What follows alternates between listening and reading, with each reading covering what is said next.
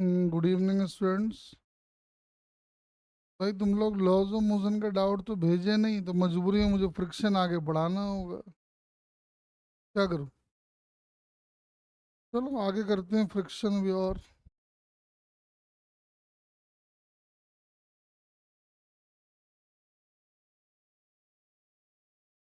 तो आओ फ्रिक्शन की कहानी आगे बढ़ाते हैं हम लोग।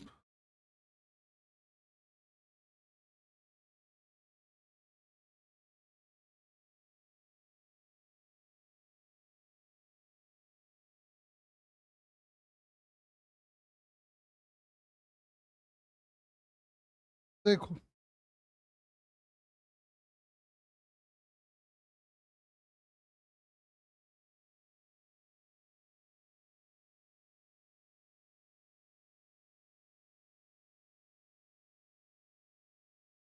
तो फ्रिक्शन में हमने लास्ट टाइम में कुछ कुछ क्वेश्चंस किए थे हम लोग।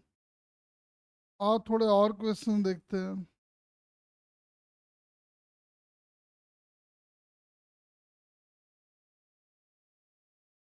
जैसे मान लो ये 4 kg का ब्लॉक है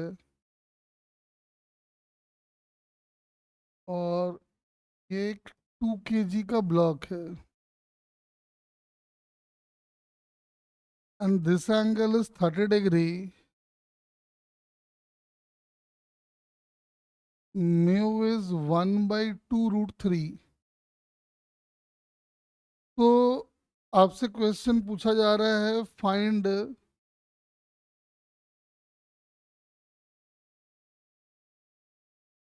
force of friction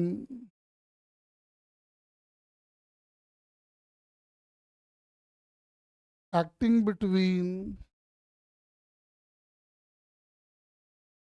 4 kg and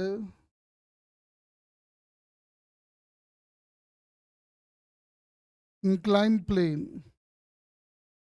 find out करें जरा।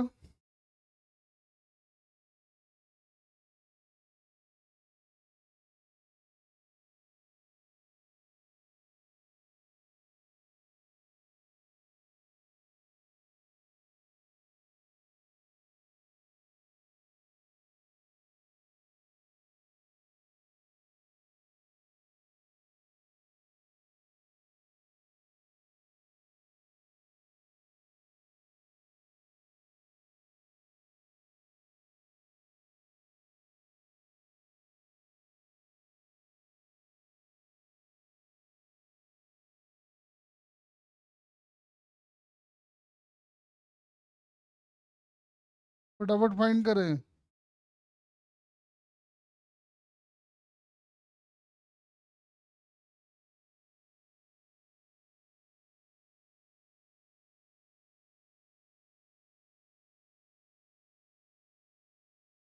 जरा बताओ, रस्सी में दूसरे बार में कितना टेंशन डेवलप होगा?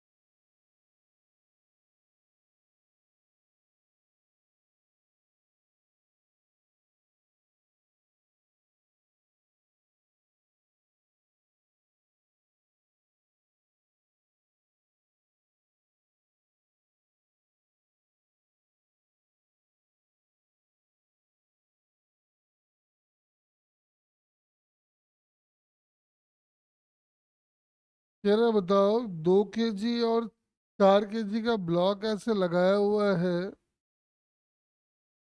जरा बताओ फ्रिक्शन कितना एक्ट करेगा दोनों के बीच?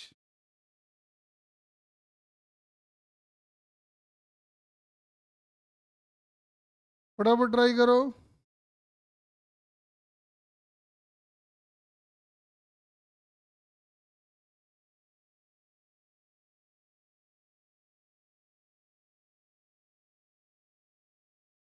क्या आंसर आएगा बोल।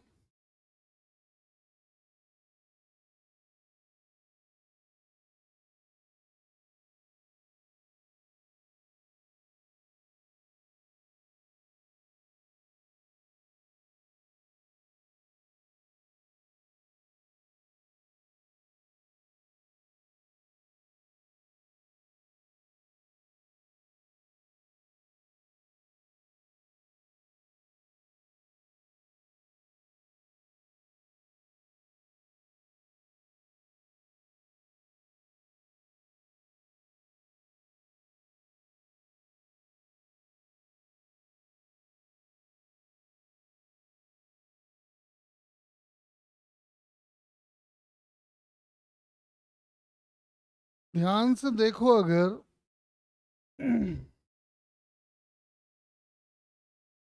तो ध्यान से अगर देखो तो यहाँ पे 20 न्यूटन का फोर्स लग रहा है, और यहाँ पे 4G का साइन वाला कंपोनेंट, यानी ये भी 20 न्यूटन का फोर्स लग रहा है। यानी इन दोनों के सिस्टम को चलाने वाला जो नेट फोर्स है वो जीरो है। मतलब इन दोनों के सिस्टम को चलने की टेंडेंसी नहीं है। और अगर चलने की टेंडेंसी नहीं है तो यहाँ पे कितना फ्रिक्शन अप्लाई होगा बताओ।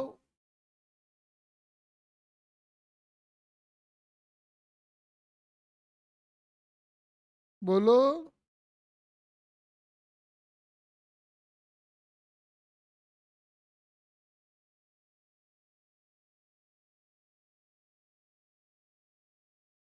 जब बॉडी को चलने की टेंडेंसी नहीं है तो ऑब्वियसली फ्रिक्शन जीरो ऐड करेगा।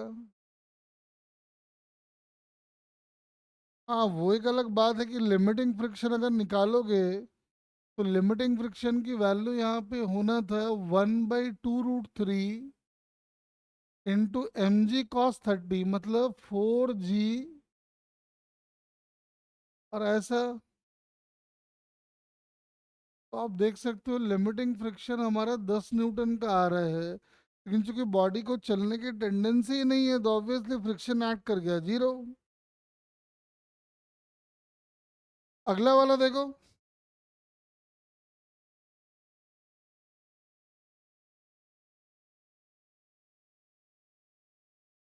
अभी इस बॉडी को जो नीचे खींचने वाला फोर्स है वो है mg sin 30।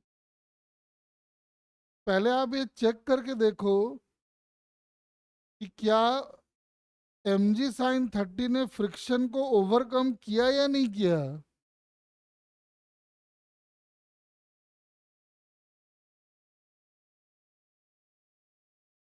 पहले आप ये चेक करके देखो कि जो अप्लाइड फोर्स है वो फ्रिक्शन को ओवरकम कर भी पाया या नहीं कर पाया। तो अप्लाइड फोर्स है mg sin 30, मतलब mg/2।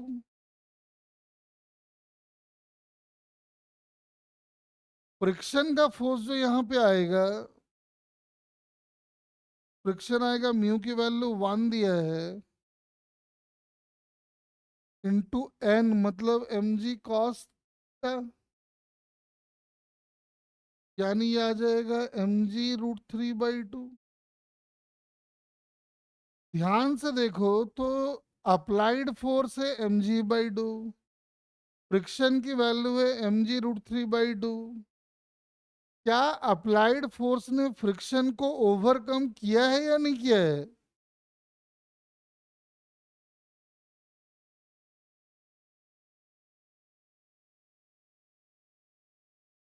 हाँ जी बताओ।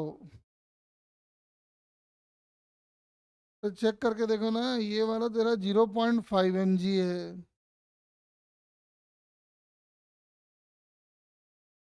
और ये वाला जो आएगा 1.732 डिवाइडेड बाई 2, कितना हो गया। मतलब 0.85 के आसपास आ रहा है ये। तो जब अप्लाइड फोर्स अभी तक फ्रिक्शन को ओवरकम तो कर ही नहीं पाया है, तो जब तक अप्लाइड फोर्स फ्रिक्शन को ओवरकम नहीं कर पाएगा तब तक रस्सी कभी भी टेंशनाइज। बताओ।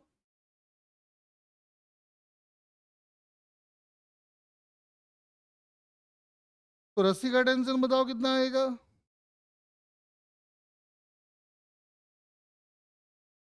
Obviously zero.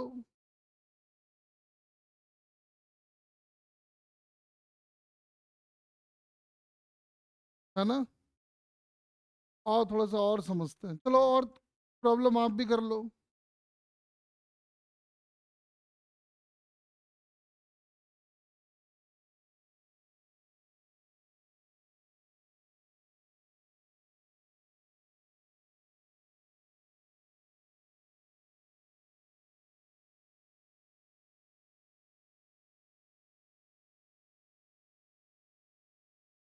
Find the minimum value of mu.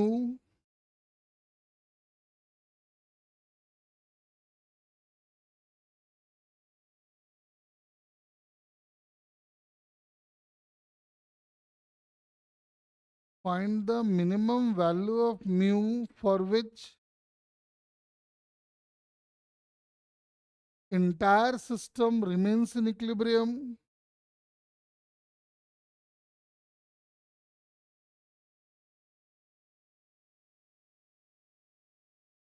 कह रहे म्यू की वैल्यू कम से कम कितनी होगी पूरा का पूरा सिस्टम इक्विलिब्रियम में रह जाए।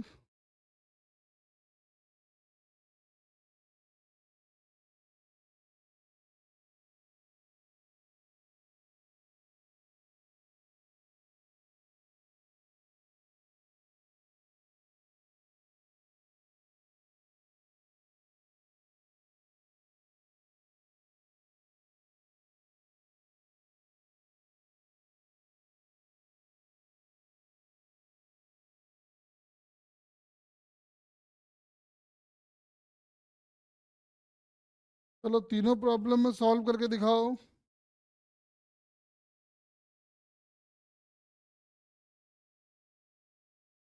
म्यू की मिनिमम वैल्यू जिससे इंटायर सिस्टम इक्विलिब्रियम में रह जाए। तो एक तो काम ये करता हूँ ना, एक तो पहले हम पढ़े हैं वो डाल देता हूँ। तो हम लोग पहले पढ़ चुके हैं, देखते हैं हम अप्लाई कर पाते हो या नहीं।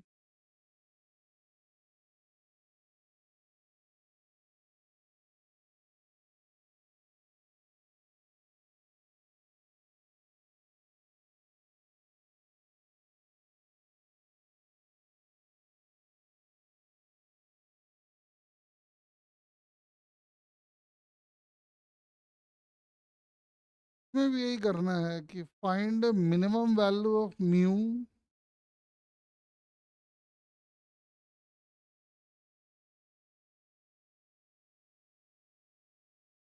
find minimum value of mu for which mass m3 remains in equilibrium। चलो ट्राई करो। 4 क्वेश्चन है, फटाफट ट्राई कर लो, फिर आगे बढ़ेंगे हम लोग।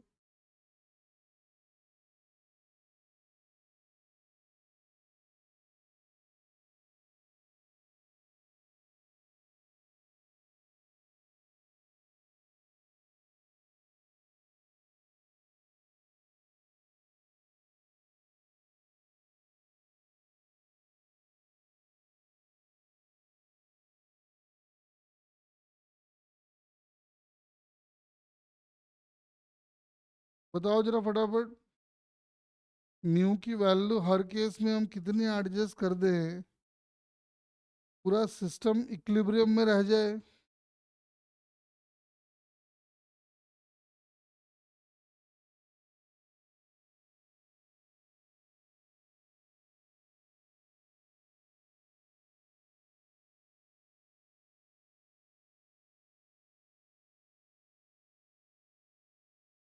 जल्दी जल्दी प्रभु जी सॉल्व कीजिए।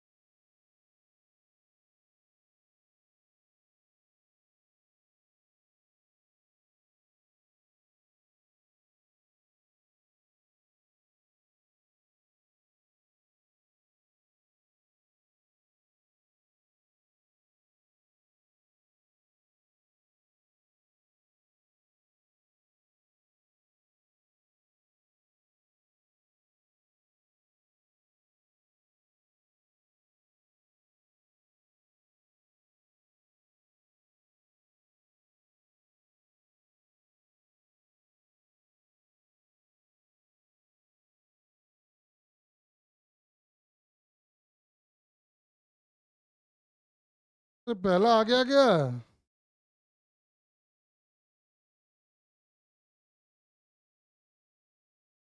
पहला एकदम ही आसान है ना, क्या करेगा, यहाँ जो टेंशन लग रहा होगा, यहाँ का टेंशन इसके वेट को बैलेंस करेगा। तो आप लिखोगे T must be equal to 2 mg। फिर यहाँ का जो टेंशन आएगा वो यहाँ के फ्रिक्शन को बैलेंस करेगा। यहाँ का फ्रिक्शन होगा म्यू इंटू 4 mg। क्या दिक्कत है इसमें बताओ?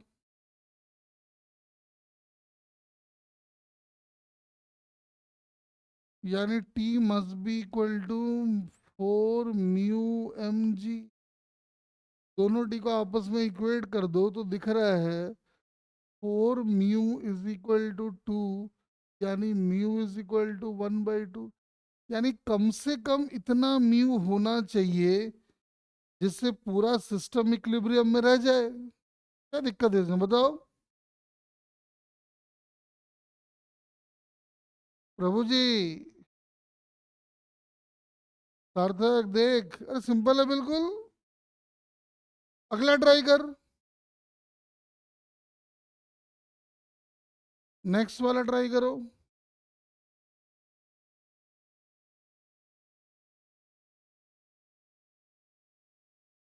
2-2 मिनट का क्वेश्चन है, जल्दी जल्दी पूरा करो फिर आगे बढ़ेंगे हम लोग।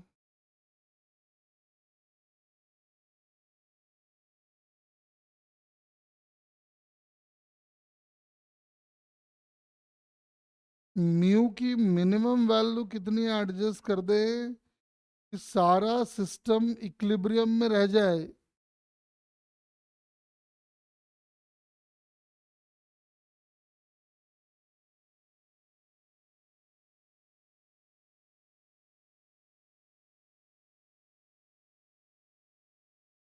जल्दी जल्दी बेटा, 2-2 लाइन का क्वेश्चन है। सार्थक, फटाफट एफबीडी बनाओ, क्या करना है? इक्विलिब्रियम कह रहा है, इक्विलिब्रियम में ले आओ, क्या दिक्कत है इसमें आपको? जब बोलेगा चलाओ तो चला देंगे। अभी इक्विलिब्रियम की बात कर रहा है तो इक्विलिब्रियम में लाओ। Net force must be 0।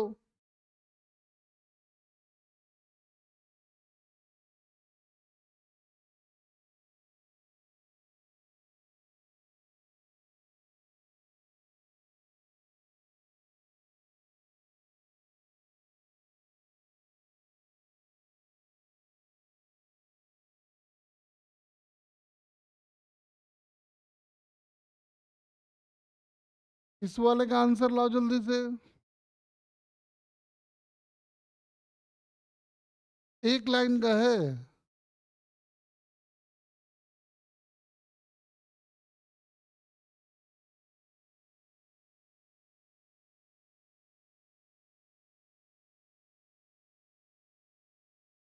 साफ दिख रहा है देखो ना। यहाँ का टेंशन इसके वेट को बैलेंस करेगा। यानी T must be equal to m1g। अब यहाँ का टेंशन टी है, यहाँ का टेंशन टी है, तो यहाँ का टेंशन 2t होगा। यानी 2t must be equal to mu m2g। यहाँ का जो नॉर्मल है वो m2g का इक्वल है। बस t की वैल्यू को लाके डाल दो यहाँ पे तो आंसर ही आ गया। यानी 2m1g must be equal to mu m2g। काट दो इसको तो म्यू की वैल्यू आ गई 2m1/m2। खेल खत्म। कम से कम इतना म्यू होना चाहिए। आंसर। क्या दिक्कत है इसमें रे?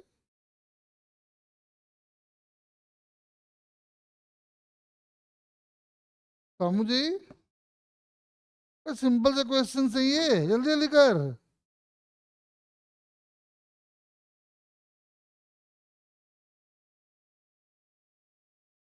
चलो अगला ट्राई करो।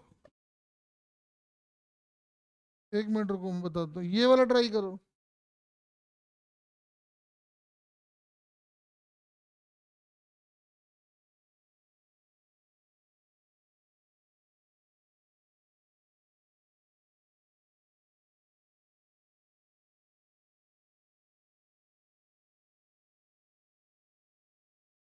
फटाफट ट्राई करो।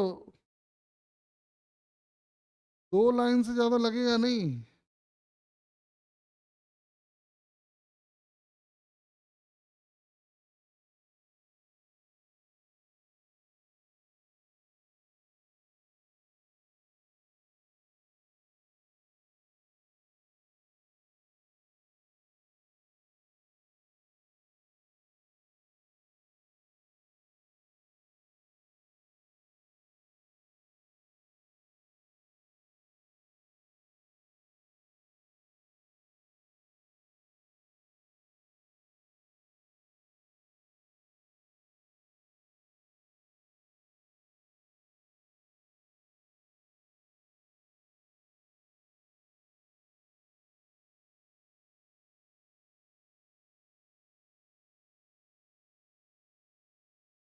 जल्दी।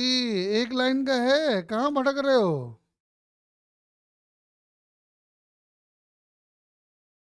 एक लाइन से दूसरा लाइन नहीं होगा।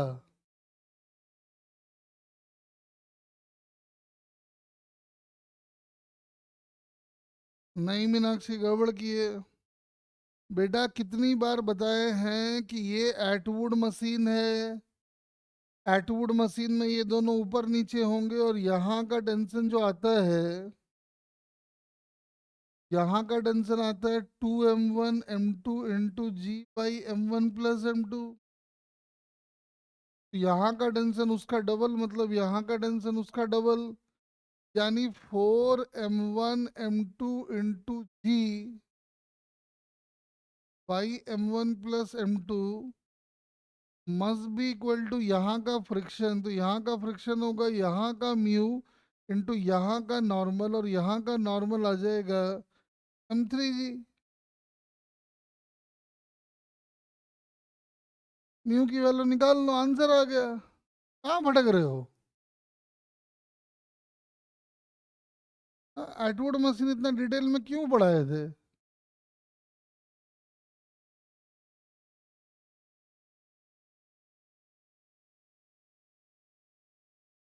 ये तो काट ही दो, आंसर आ गया।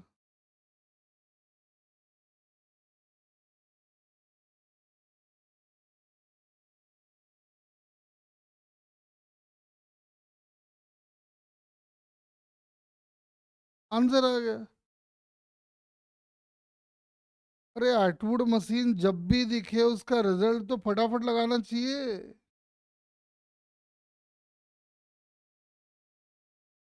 दूसरे का किसका बेटा? गड़बड़, दूसरे का भी गड़बड़ है वो। दूसरे का भी मीनाक्षी गड़बड़ की है देख। चलो इसको ट्राई करो। उसमें भी टेंशन ठीक से नहीं लिए देख।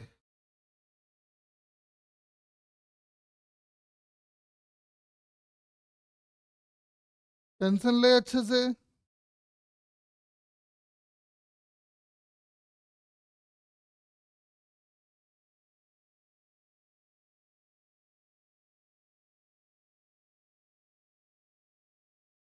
जल्दी जल्दी, पता नहीं सुस्त हो गए हो तुम लोग, क्या है ये? तुम्हें एक लाइन का क्वेश्चन है, जल्दी जल्दी करके दिखाओ।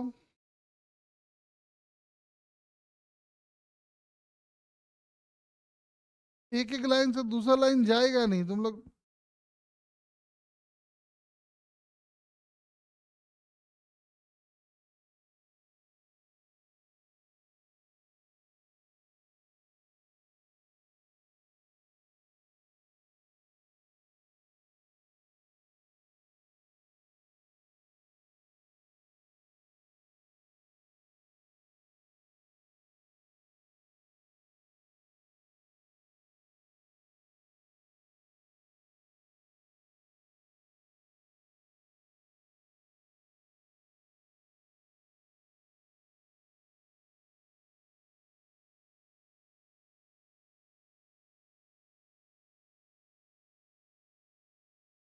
हाँ ऐसा कुछ हो सकता है।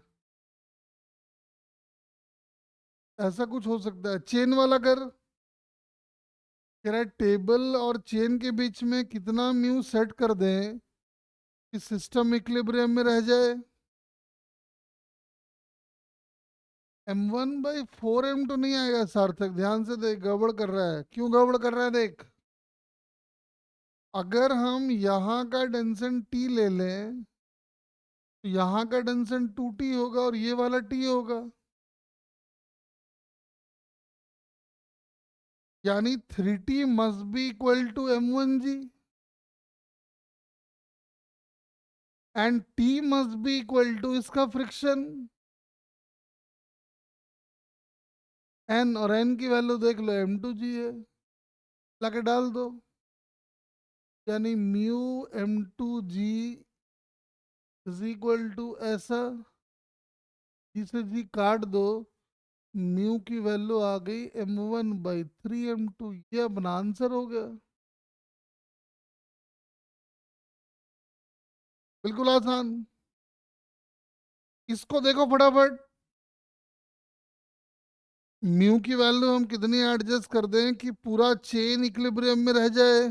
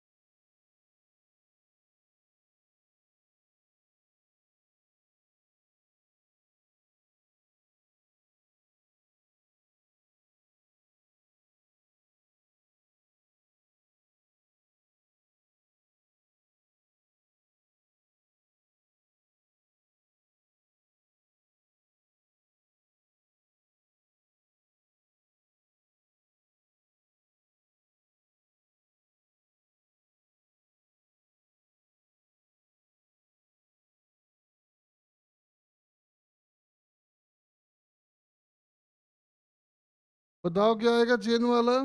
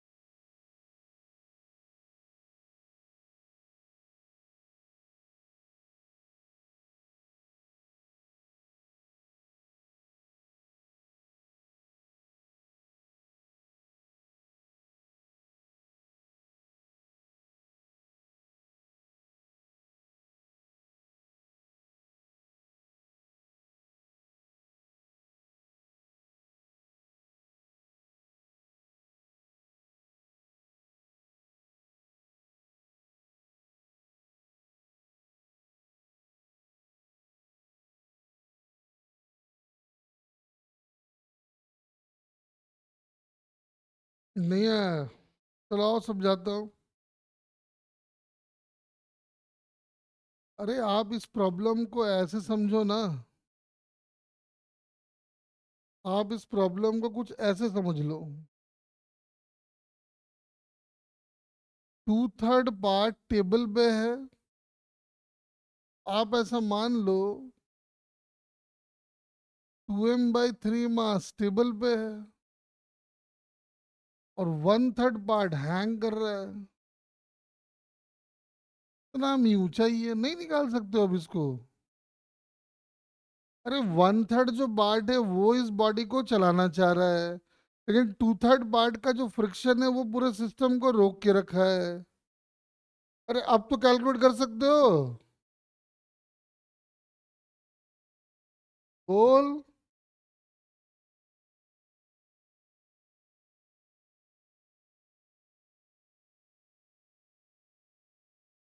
एकदम सुस्त चल रहे हो तुम लोग, क्या बात है, तुम बिल्कुल ढीला ढीला पढ़ाई चल रहा है मामला, कैसे काम चलेगा ऐसे।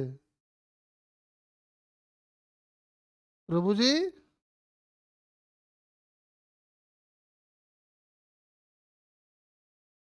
अनुष्का जी, क्या भाई, ऐसे कैसे काम चलेगा। हाँ दिख रहा है। अरे इसके वेट को इसका फ्रिक्शन बैलेंस करेगा, यानी कि mu into 2m/3 into G must be equal to m/3 into G, यानी म्यू की वैल्यू हो गई 1/2। कम से कम इतना म्यू तो होना ही चाहिए। बताओ क्या है इसमें। सिंपल सिंपल सा क्वेश्चन में अटक रहे हो तुम लोग। और एक चलो देखो।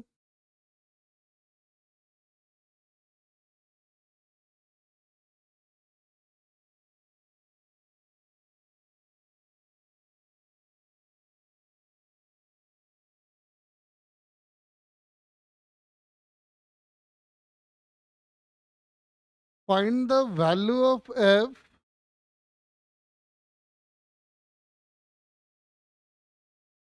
find the value of f for which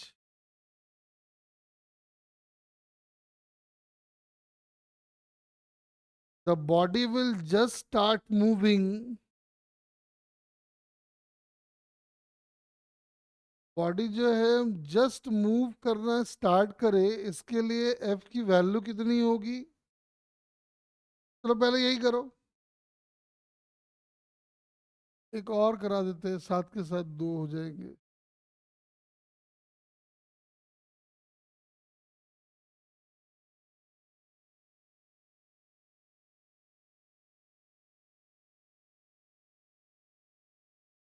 दोनों ही केस में f की वैल्यू जिसकी वजह से बॉडी जस्ट मूव करना स्टार्ट करे। अच्छे से एफबीडी बनाओ, इक्वेशन फ्रेम करो।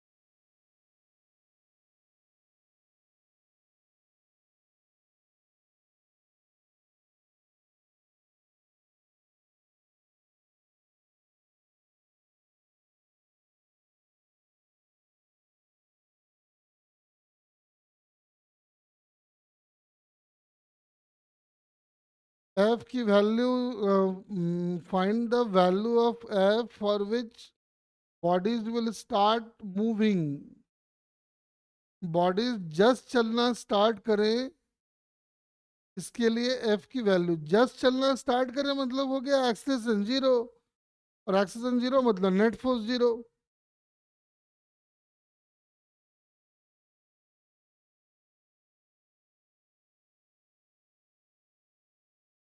जल्दी जल्दी बताओ।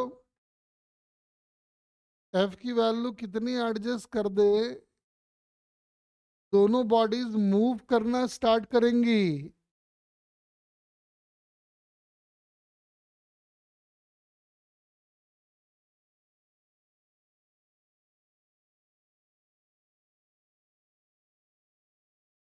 अच्छे से एफबीडी बनाओ। हाँ बिल्कुल सही है। दूसरा ट्राई कर।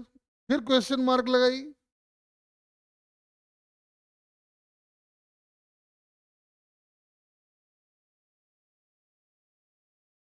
सही है, दूसरा ट्राई कर।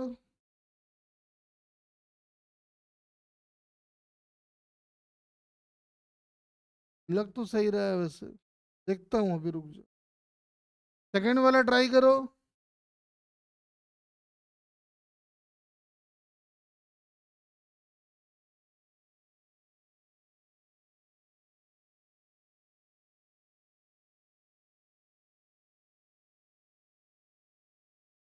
फटाफट ट्राई करो एकदम। छाया हुआ है तुम लोगों को आज तो।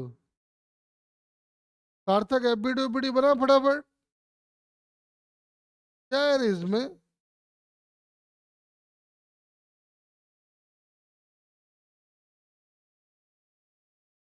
जल्दी जल्दी ट्राई करो।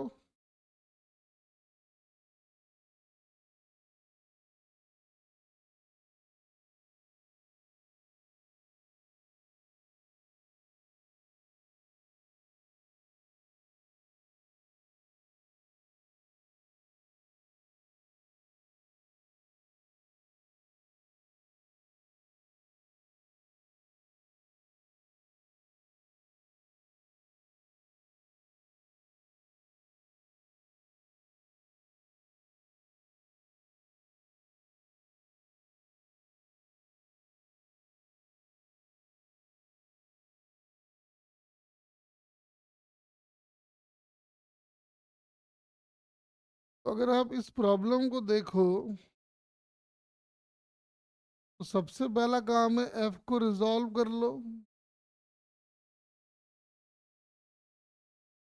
ये आएगा एफ कॉस थीटा, ये आएगा एफ साइन थीटा। नॉर्मल ऊपर, mg इधर, फ्रिक्शन इधर।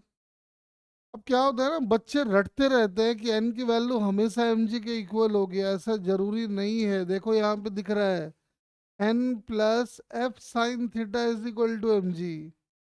बॉडी जस्ट मूव करना स्टार्ट कर रही है, इसका मतलब एक्सलरेशन जीरो होगा।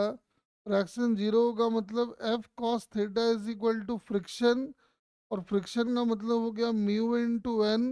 और एन का मतलब हो गया M G minus F sine theta. चलिए आंख बंद करके एन को एम जी ना लिखा करे, अच्छे से देखे कि एन किसके इक्वल है। यहाँ से आप देखोगे एफ की वैल्यू आ जाएगी mu M G by cos theta plus mu sine theta. यानी कम से कम हम इतना फोर्स लगाएंगे तब ये बॉडी चल पड़ेगा। इसको ट्राई करो। इतना मिनिमम एफ हम लगाएं कि बॉडी चल पड़े।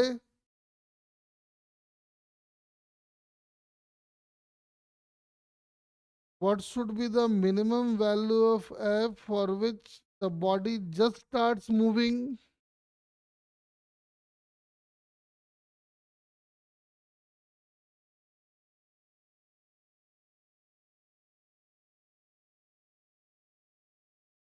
अनुष्का,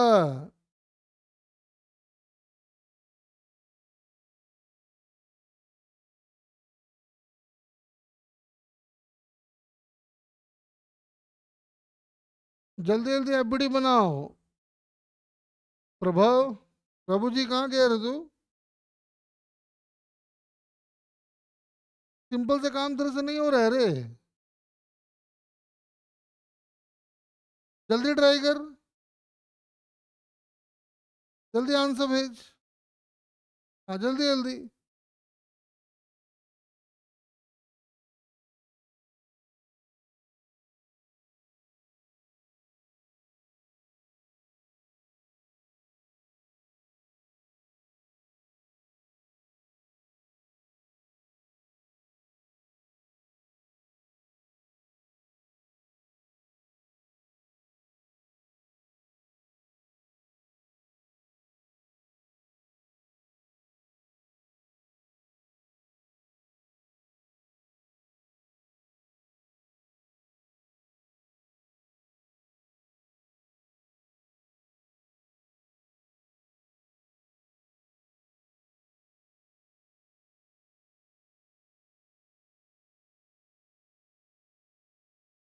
सार्थक हो गया।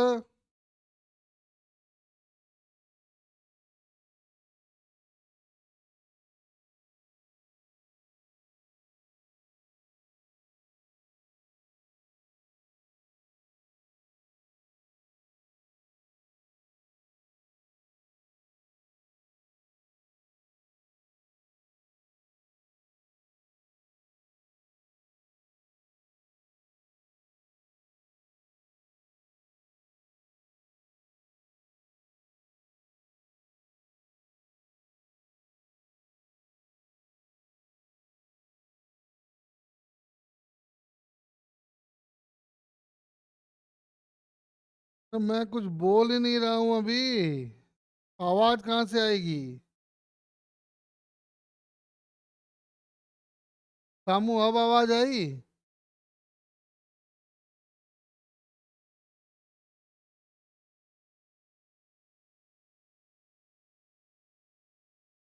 नेट का इशू रहा होगा। चल ये वाला बता जल्दी से। अरे बहुत सिंपल है, कहाँ अटक रहे हो तुम लोग? और इसको ना थोड़ा मैं इधर बनाता हूँ।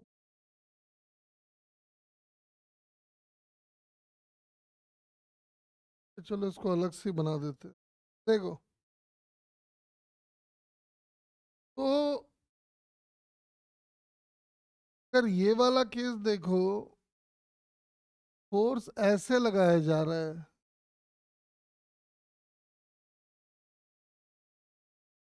फिर से वही करो, एफ को रिजॉल्व करो पहले तो। एफ को रिजॉल्व करोगे तो एफ के दो कंपोनेंट्स आएंगे, ये आएगा एफ कॉस थीटा और ये आएगा एफ साइन थीटा।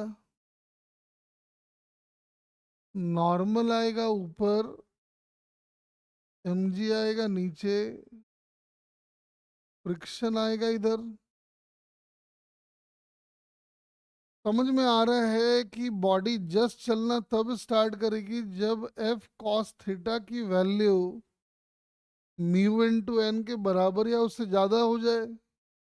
और साफ दिखाई पड़ रहा है जो एन यहाँ पे है वो एफ साइन थीटा और एम जी दोनों को बैलेंस कर रहा होगा।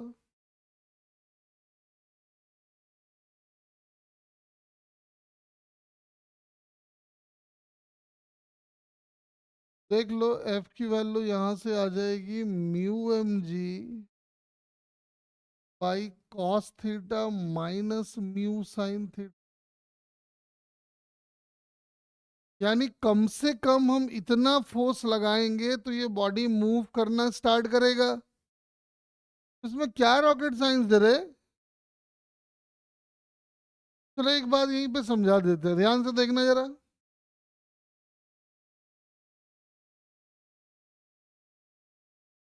एक बार हमने बॉडी पे ऐसे फोर्स लगाया,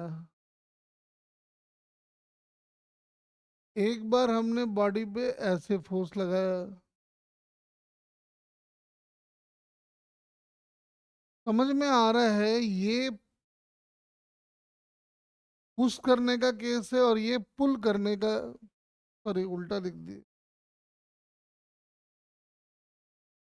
ये अपना पुल करने का केस है और ये पुश करने का। आपको एक बात पता है कि पुल करना इजी होता है या पुश?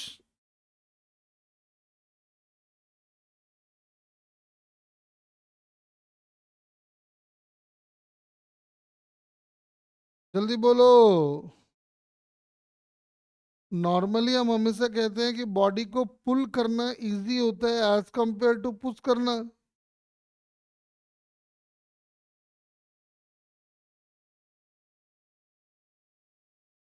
तो मुझे एक बात बताओ, क्यों ऐसा होता है वो हम समझ भी सकते हैं। कैसे समझ सकते हैं? देखो, जब आप रेजोल्यूशन करते हो एफ का यहाँ पे तो ये ऐसा आता है, और यहाँ रेजोल्यूशन करते हो तो ऐसा आता है।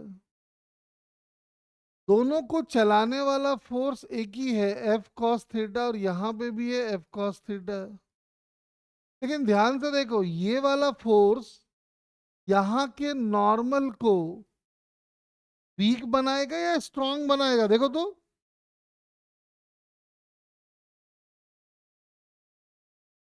पहले केस में एफ का जो एक और कंपोनेंट आ रहा है एफ साइन थीटा, वो नॉर्मल की वैल्यू को बढ़ाएगा या घटाएगा?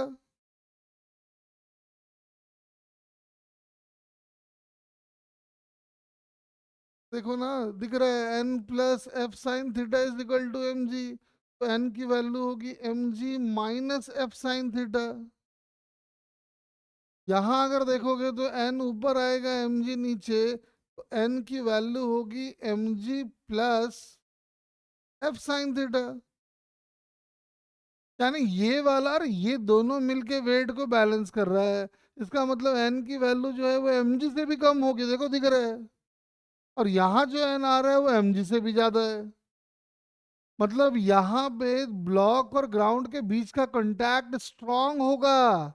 जब यहाँ पे ब्लॉक और सरफेस के बीच का कांटेक्ट स्ट्रांग है, म्यू की वैल्यू दोनों जगह पे सेम है, तो यहाँ पे बड़ा फ्रिक्शन एक्ट करेगा, यहाँ पे छोटा फ्रिक्शन एक्ट करेगा। अप्लाइड फोर्स दोनों में सेम, यहाँ पे फ्रिक्शन ज्यादा, यहाँ फ्रिक्शन कम। तो आप मुझे बताओ कौन सा केस हमारे लिए आसान हुआ, पुल करना या पुश करना? देखो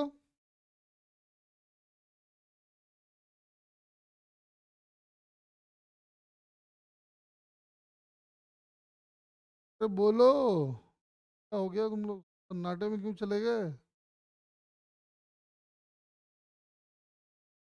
अरे पहले केस में नॉर्मल की वैल्यू mg से भी कम है, दूसरे केस में नॉर्मल की वैल्यू mg से भी ज़्यादा है।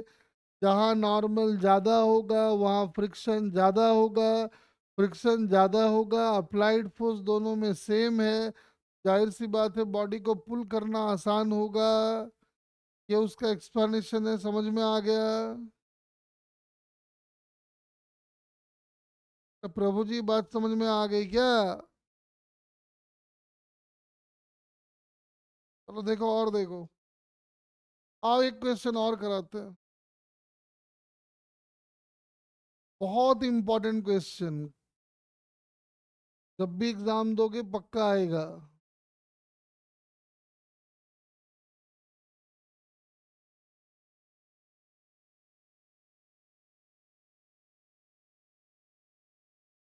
Find the minimum value of F,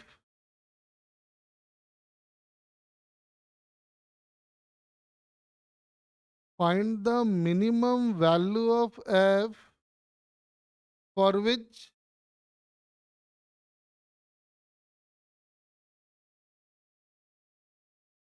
the block will just start moving.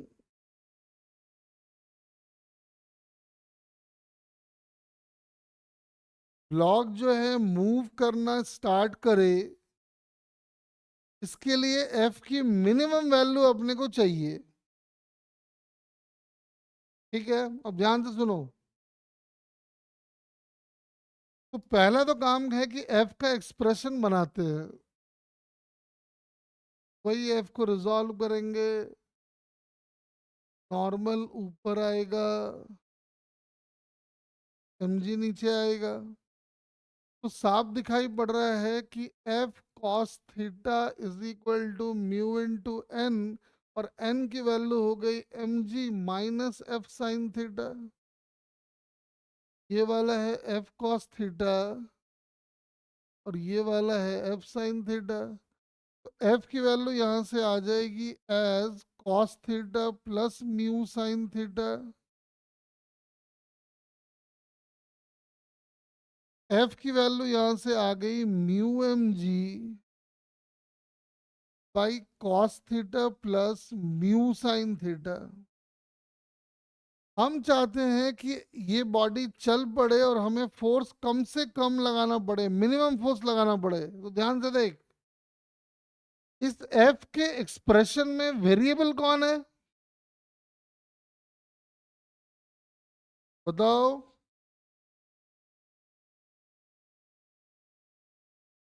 Obviously theta. अब इसको करने के बहुत सारे तरीके हैं। क्या क्या तरीका है देखो, मेथड नंबर वन बताता हूँ पहले। अगर एफ को मिनिमाइज करना है तो अपने को इसको मैक्सिमाइज करना होगा। बोलो। अगर हम चाहते हैं कि एफ की वैल्यू मिनिमम हो तो एफ मिनिमम तब होगा जब ये वाला मैक्सिमम होगा। And for this quantity to be maximum, derivative of cos theta plus mu sine theta with respect to theta must be equal to 0। बोलो। Maxima minima. तो अगर आप डेरिवेटिव करोगे तो कॉस का डेरिवेटिव आ जाएगा माइनस साइन, साइन का derivative आ जाएगा कॉस इक्वल टू 0। तो ये आपको बता रहा है, हम यहाँ लिख रहे हैं, जगह नहीं है वहां पे, तो हम यहाँ लिख रहे हैं यानी टेन थीटा की वैल्यू आ गई म्यू।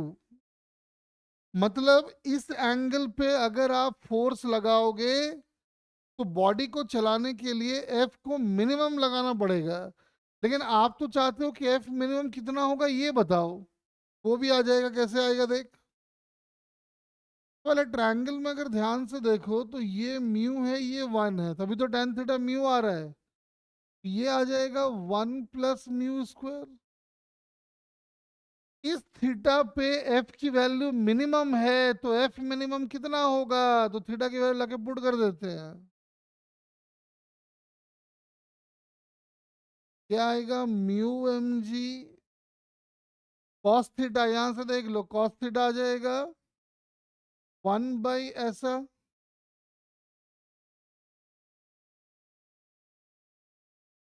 साइन थीटा अगर निकालते हो तो साइन थीटा आ जाएगा दिस बाई दिस, यानी कि mu divided by under root of ऐसा। तो अगर सॉल्व करोगे तो आंसर आ जाएगा mu M G by under root of one plus mu square. यानी इतना मिनिमम फोर्स आप लगाओगे तो ये बॉडी चल पड़ेगा, और वो फोर्स आपको इस एंगल पे लगाना है। दोनों ही बहुत इंपॉर्टेंट है। इस एंगल पे इतना मिनिमम फोर्स लगाओगे तो बॉडी चल पड़ेगी। इसको करने का एक और तरीका है। एक और तरीका क्या है वो देख लो। देखो इधर, जैसे एफ की वैल्यू आई थी अभी mu M G by cos theta plus mu sine theta. याद करो मैंने आपको एक फॉर्म बताया था कि जब कभी भी आपको दिख जाए ऐसा फॉर्म,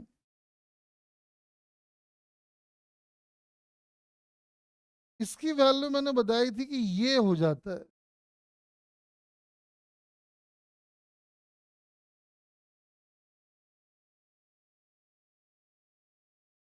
ऐसा। अगर ध्यान है तो बोलो, नहीं होगा तो हम प्रूफ कर देंगे, जल्दी बोलो। अगर ध्यान है क्या। देखो अब हम क्या कर रहे हैं, यहां ध्यान से देखो, ये जो टर्म हमारा दिख रहा है cos theta plus mu sine theta, तो हम इसको लिखने जा रहे हैं ऐसा।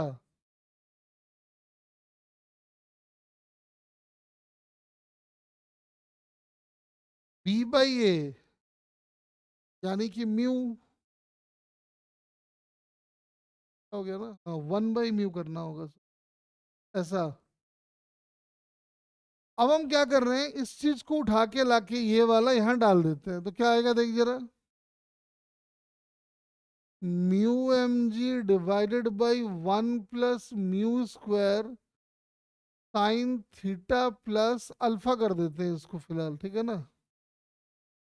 अब मुझे एक बात बताओ, एफ को अगर मिनिमाइज करना है तो आपको इसको मैक्सिमाइज करना होगा, और आप जानते हो कि साइन थीटा की मैक्सिमम वैल्यू कितनी होती है, साइन थीटा प्लस अल्फा कुछ भी हो उसकी मैक्सिमम वैल्यू वन होती है। तो एफ मिनिमम तो यहां से निकल आया, एफ मिनिमम हो गया mu M G by under root of one plus mu square. और ऐसा तब होगा when theta plus alpha is 90 degree. ये तो 1 तभी होगा जब ये 90 होगा। यानी कि थीटा अगर हम निकाल ले तो ये आ जाएगा 90 माइनस अल्फा। दोनों तरफ tan ले लो, तो tan theta is tan pi by 2 minus alpha. And tan pi by 2 minus alpha is basically cot alpha. Cot alpha का मतलब हो गया 1 बाई tan अल्फा। और ध्यान से देखो यहाँ पे दिख रहा है कि tan अल्फा की वैल्यू है 1 बाई म्यू, ये चला गया म्यू, यानी थीटा की वैल्यू आ गई tan इनवर्स ऑफ म्यू। भाई ये रिजल्ट की तरह याद रखो, एफ मिनिमम इतना होना चाहिए और इस एंगल पे फोर्स लगाना चाहिए। अरे बात समझ में आ गया क्या दोनों तरीका? चलो एक इंटरेस्टिंग तरीका और बताता हूँ, चलो आ जाओ और समझा ही देते हैं। ये सबसे इंटरेस्टिंग तरीका है, इससे इंटरेस्टिंग कोई तरीका नहीं है, ध्यान से सुन। याद करो हम लोग वेक्टर में पढ़ते थे कि अगर एक बॉडी पे 3 फोर्स लग रहा है, ए बी और सी, और तीनों फोर्स के लगने से रिजल्टेंट 0 है,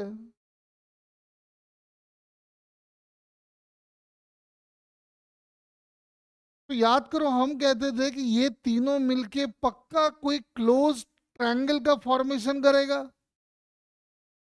ऐसा ऐसा ऐसा कुछ भी होगा लेकिन एक ट्रायंगल तो पक्का बनाएगा ही बनाएगा। अरे कुछ याद है क्या? 3 वेक्टर का सम अगर 0 है तो हम कहते थे ये तीनों मिलके पक्का एक ट्रायंगल बनाएगा। 4 वेक्टर का सम अगर 0 है तो क्वाड्रिलेटरल, कुछ याद है?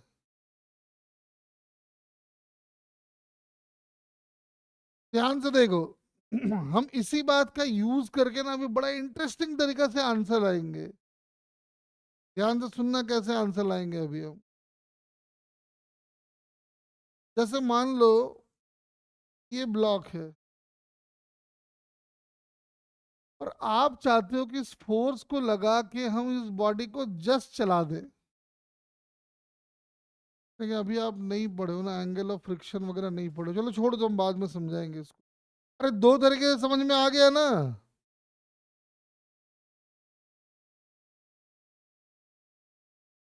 तो बोलो तीसरा तरीका अगर हमको थ्योरी और समझाना होगा, अभी हम थ्योरी नहीं समझाए हैं तो और समझाते हैं थ्योरी। आओ चलो थ्योरी समझते हैं थोड़ा और, नीचे लिखो।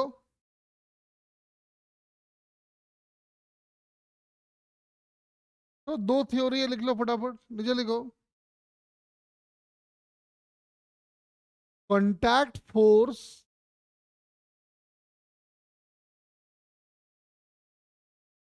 And force of friction. Contact force and force of friction. Contact force क्या है और फ्रिक्शन क्या है, तो ध्यान से समझो पहले। जब हम लोग ग्राउंड पे चलते हैं तो हम अपने पैर से ग्राउंड को पीछे धकेलते हैं, कुछ ऐसा। अगर ये पैर है मान लो,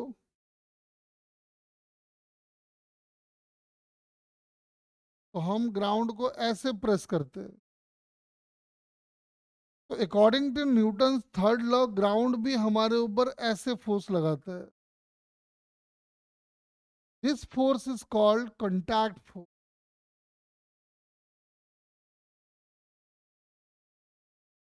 और जब हम कॉन्टैक्ट फोर्स को रिजॉल्व करते हैं तो एक बनता है फ्रिक्शन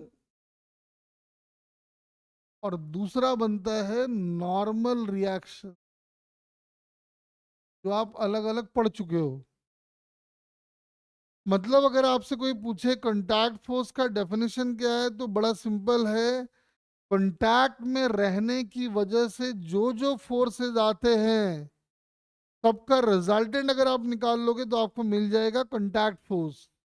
या फिर सीधा सीधा कह लो, resultant of normal and force of friction is called contact force.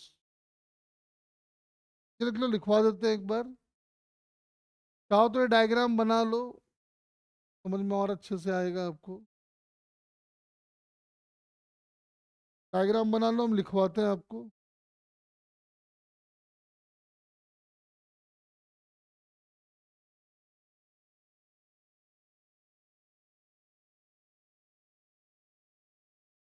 तो लिखो, resultant of all the forces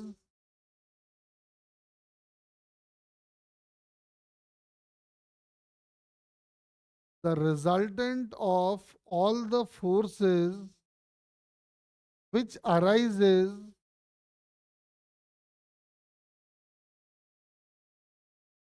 due to contact,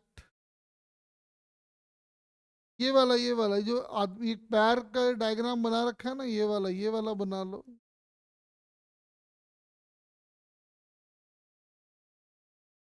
हम ये कह रहे हैं कि the resultant of all the forces which arises due to contact,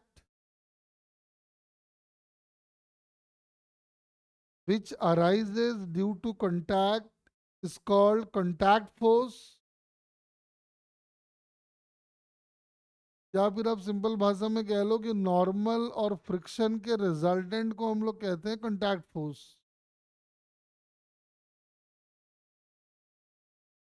normal और friction के रिजल्टेंट को हम लोग कहते हैं कॉन्टैक्ट फोर्स।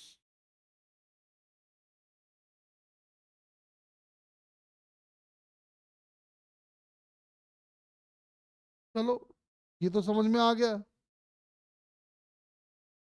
थोड़ा सा और समझते हैं इसको अच्छे से, ठीक है ना? ध्यान से समझना। देखो,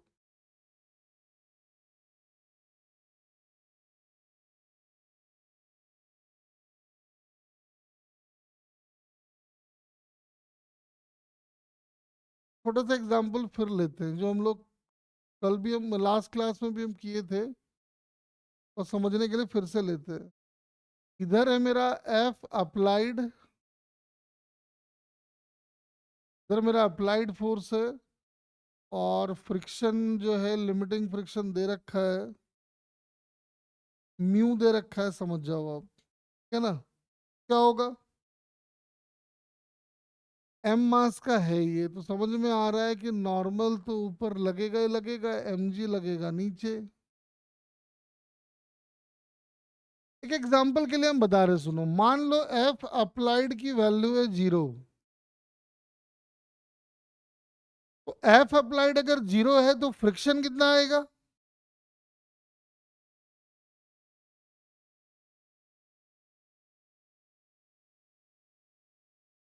तो बताओ, कल समझाया सब। जब बॉडी पे कोई अप्लाइड फोर्स नहीं लग रहा है तो फ्रिक्शन की वैल्यू होगी 0।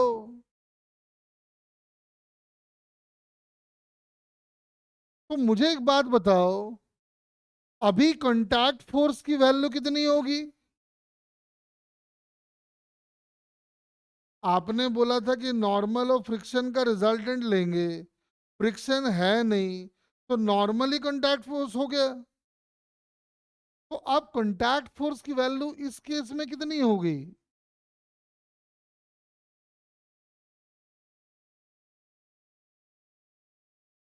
mg। ठीक है ना, समझते जाना। अब मैंने क्या किया, सपोज करो लिमिटिंग फ्रिक्शन अपना कुछ 20 न्यूटन का है, समझना अच्छे से। मान लो अब मैंने फोर्स लगा दिया 2 न्यूटन का, तो समझ में आ रहा है कि भाई बॉडी का मूवमेंट तो होगा नहीं, और बॉडी का मूवमेंट अगर नहीं हो रहा है तो पक्का फ्रिक्शन भी उतने का ही हो गया होगा। फ्रिक्शन अगर 2 न्यूटन का हो गया, तो अब कॉन्टैक्ट फोर्स की वैल्यू अगर निकालेंगे तो एन को भी कंसिडर करना होगा, और फ्रिक्शन जो छोटा सा है ऐसा 2 न्यूटन वाला, उसको भी लेना पड़ेगा। तो अब कॉन्टैक्ट फोर्स की वैल्यू ये होगी। मतलब अब जो कंटैक्ट फोर्स आएगा वो आएगा अंडर रूट ऑफ एन का स्क्वायर प्लस फ्रिक्शन का स्क्वायर। स्टार्टिंग में फ्रिक्शन 0 था, अब फ्रिक्शन थोड़ा सा बढ़ गया होगा। तो मुझे एक बात बताओ, पहले कंटैक्ट फोर्स जो mg आया था, अब जो कंटैक्ट फोर्स आएगा वो mg से ज्यादा होगा या कम?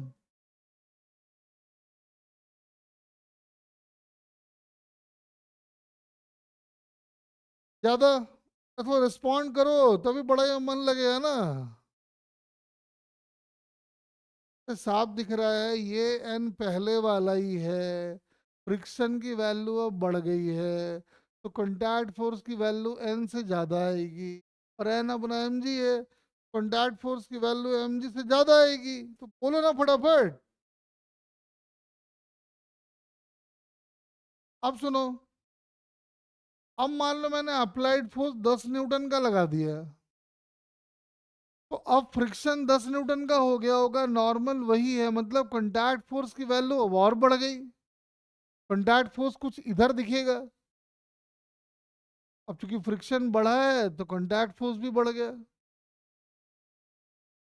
फिर आप बढ़ाओगे तो एक लिमिट के बियॉन्ड ये बढ़ नहीं पाएगा ये वाला। ऐसा तब होगा जब अप्लाइड फोर्स 20 न्यूटन का आप लगाओगे, और जैसे अप्लाइड फोर्स 20 न्यूटन का लगाओगे तो यहाँ पे मैक्सिमम फ्रिक्शन काम करना स्टार्ट करेगा, क्योंकि लिमिटिंग फ्रिक्शन मैंने 20 का मान रखा है। तो जब अप्लाइड फोर्स 20 न्यूटन या उससे ज्यादा का हो जाएगा तो यहाँ मैक्सिमम फ्रिक्शन काम करेगा। उस केस में कॉन्टैक्ट फोर्स की वैल्यू क्या, मैक्सिमम या मिनिमम?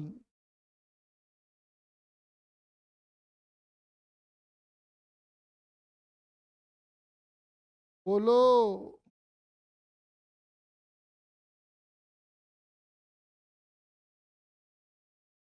तो मेरे काका क्यों नहीं पा रहे हो तुम? आज तुम लोग बड़ा सुस्त सुस्त पड़ चल रहा है तुम लोग बड़ा ही। अरे हम कह रहे हैं कि अप्लाइड फोर्स को बढ़ा के हमने मान लो 20 का कर दिया है, तो लिमिटिंग फ्रिक्शन अब 20 का लगेगा। तो मुझे एक बात बताओ, एन तो फिक्स है, फ्रिक्शन जितना ज्यादा होगा कॉन्टैक्ट फोर्स की वैल्यू उतनी ज्यादा होगी। तो क्या लॉजिक है रे?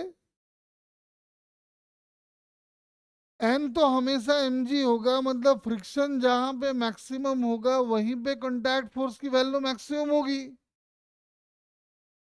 तो ये जो डायग्राम में आपको दिख रहा है ना, समझ लो यही मैक्सिमम कॉन्टैक्ट फोर्स है।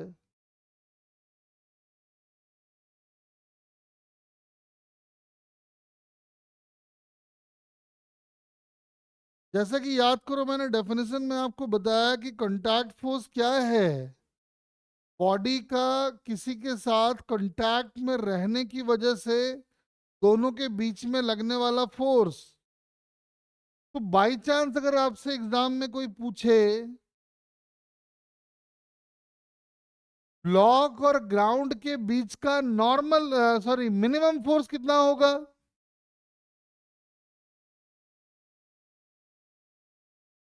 ब्लॉक और ग्राउंड के बीच का मिनिमम फोर्स।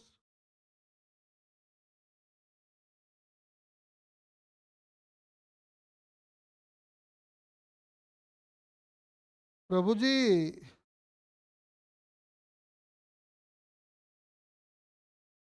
बता, अभी समझाए ना रे। कॉन्टैक्ट फोर्स की मिनिमम वैल्यू ही तो दोनों के बीच का मिनिमम फोर्स है।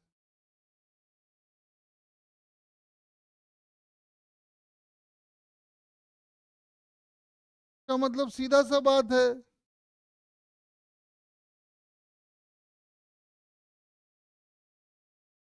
नहीं नहीं, उस इसका मतलब क्या हो गया? नहीं नहीं नहीं, गलत सोच रही है ना। तो देखना बेटा, सिंपल सी तो बात है यार, तुम लोग पता नहीं क्यों नहीं समझ रहे हो। कॉन्टैक्ट फोर्स नॉर्मल और फ्रिक्शन का रिजल्टेंट है। नॉर्मल की वैल्यू हमेशा के लिए फिक्स है। जब फ्रिक्शन मिनिमम होगा कॉन्टैक्ट फोर्स मिनिमम होगा, जब फ्रिक्शन मैक्सिमम होगा कॉन्टैक्ट फोर्स मैक्सिमम होगा। फ्रिक्शन की मिनिमम वैल्यू 0 हो सकती है, maximum value mu into N हो सकती है। क्या दिक्कत है इसमें? तो साफ समझ में आ रहा है कि कॉन्टैक्ट फोर्स की जो मिनिमम वैल्यू होगी वो एन के बराबर होगी, और एन अपना एम जी के इक्वल है। कॉन्टैक्ट फोर्स की जो मैक्सिमम वैल्यू होगी वो होगी under root of N square plus friction मतलब म्यू इंटू एन का होल स्क्वायर, यानी आ जाएगा M G under root of 1 + mu square. यानी ब्लॉक और ग्राउंड के बीच का ये मिनिमम फोर्स है, ये मैक्सिमम फोर्स है, खेल खत्म हुआ। अरे बोलो, इसका मतलब ये है कि ग्राउंड और ब्लॉक के बीच का जो फोर्स आता है कि वैल्यू लाई करती है हमेशा ऐसा और ऐसा। बड़ा इंपॉर्टेंट है ये force between block and earth, या फिर force between earth and block, जो कह लो।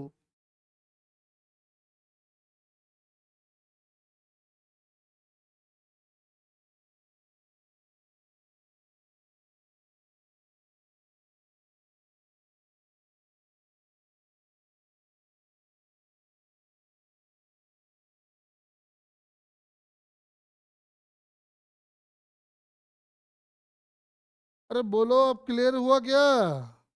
बड़ा तुम डल रिस्पॉन्स है तुम लोगों का, ऐसे कैसे पढ़ाई होगा रे? एकदम डल रिस्पॉन्स है।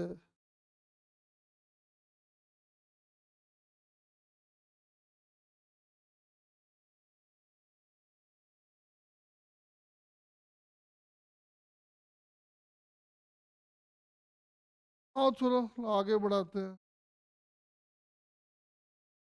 देखो, नीचे लिखो इसी में ही, angle of friction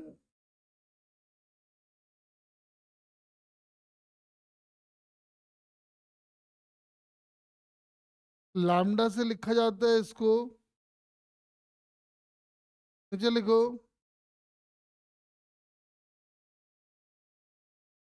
the angle between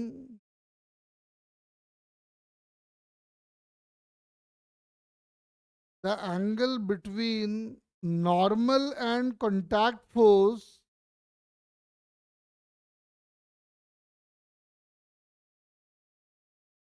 the angle between normal and contact force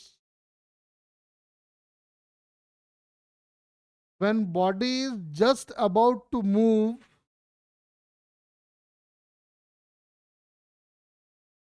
when body is just about to move,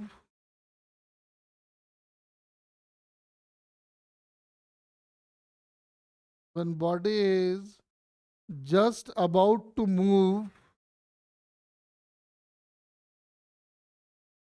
is called angle of friction,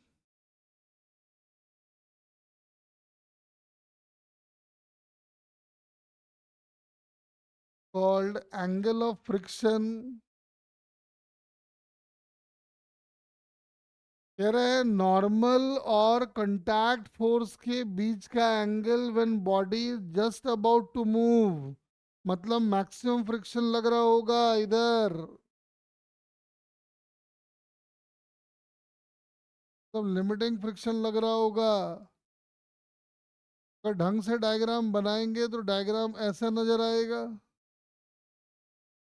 ये नॉर्मल, ये लिमिटिंग फ्रिक्शन, ये कंटैक्ट फोर्स। और नॉर्मल और contact force के बीच के angle को ही हम लोग कहते हैं एंगल ऑफ फ्रिक्शन, जिसको लैम्डा से रिप्रेजेंट करते हैं।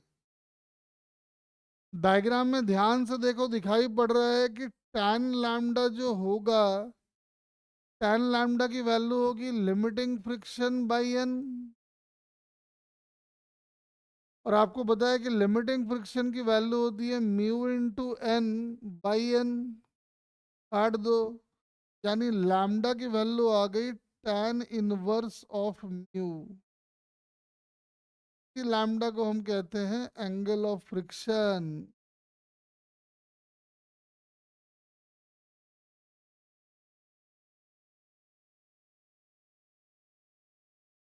नोट करो इसको।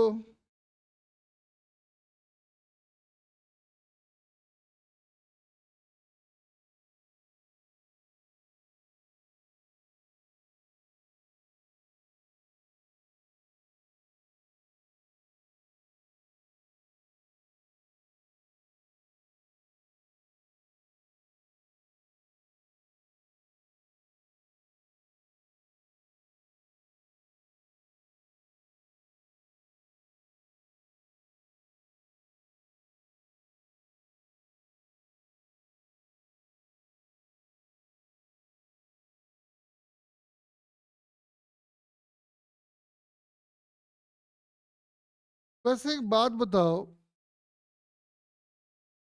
मान लो कल को इसी प्रॉब्लम में आपको हमने म्यूएस भी दे दिया और म्यू के भी दे दिया, तब जब लैम्डा आप लिखोगे कि एंगल ऑफ फ्रिक्शन को आप लिखोगे तो एंगल ऑफ फ्रिक्शन आ जाएगा tan इनवर्स ऑफ म्यू, जो अभी हमने लिखा है। आप मुझे बता सकते हो ये म्यूएस वाला है या म्यू के वाला है? ये है 1, ये है 2, बताओ सोच के।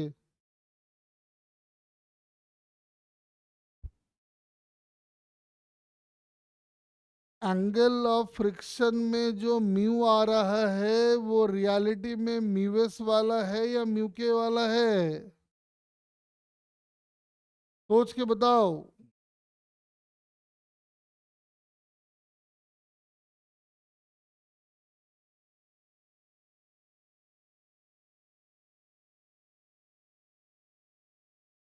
क्या लगता है, जल्दी जल्दी बोलो।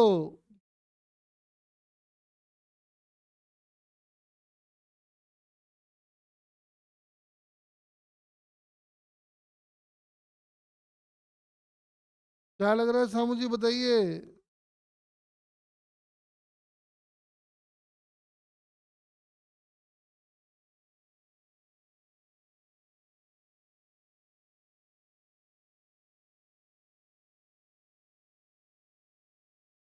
बताओ बताओ। डेफिनेशन के ऊपर फोकस करो। Angle between the normal and contact force when body is just about to move is called angle of friction.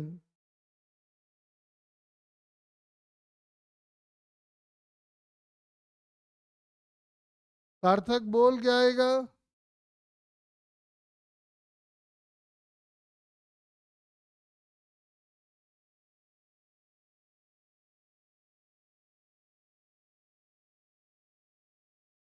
जब वो कह रहा है कि when body is just about to move,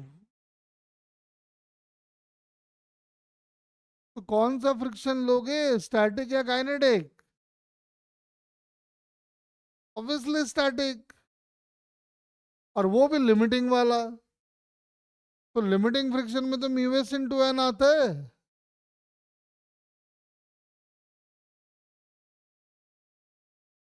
अरे क्लियर है, बोल समू।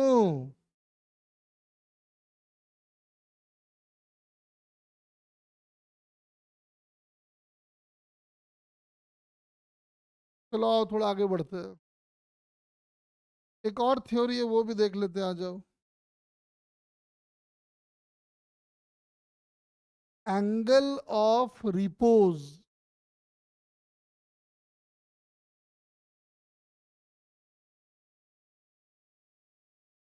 एंगल ऑफ रिपोज, नीचे लिखो। The minimum angle of inclination of an incline plane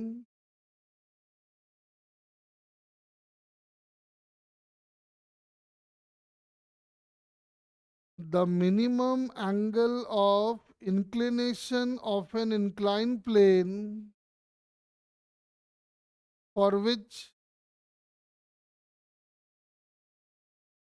the body just starts moving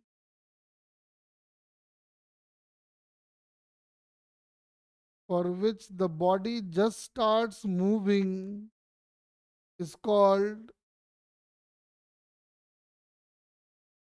angle of friction, sorry, is called angle of repose.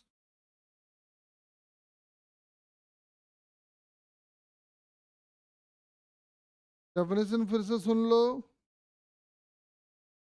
The minimum angle of inclination of an inclined plane at which the body just starts moving is called angle of repose.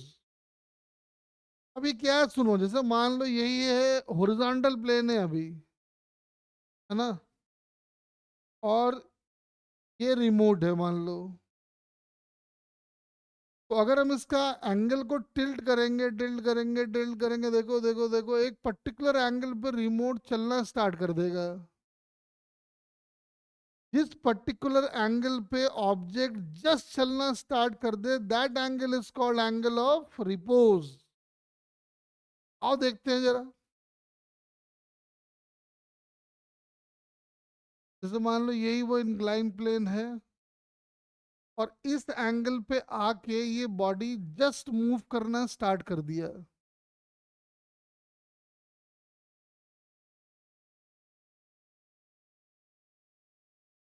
तो आपके दिमाग में एक बात तो आ रहा होगा कि अगर बॉडी ने चलना स्टार्ट किया है तो एम जी साइन थीटा ने एक्सीड कर लिया होगा किसको?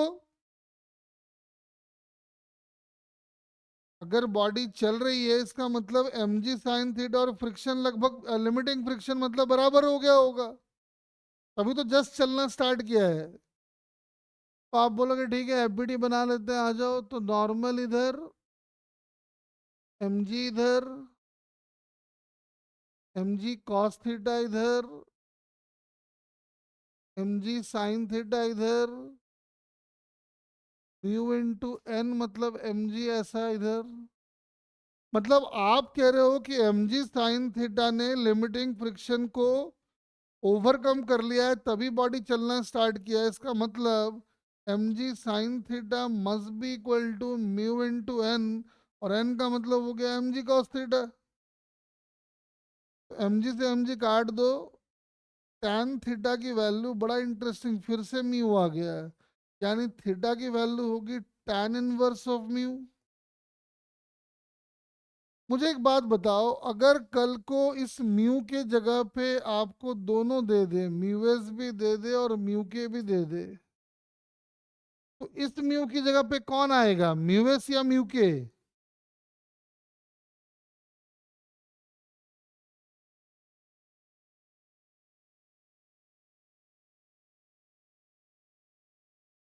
बताओ।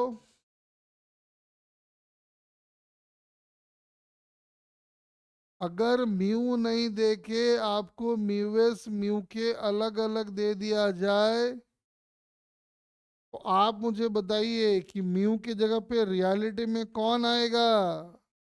ऑब्वियसली म्यू एस ही आएगा, क्योंकि लिमिटिंग फ्रिक्शन से मामला जुड़ा हुआ और लिमिटिंग फ्रिक्शन में म्यू एस आता है। इनफैक्ट देखो हमने एक बात प्रूव कर दिया है, एंगल ऑफ फ्रिक्शन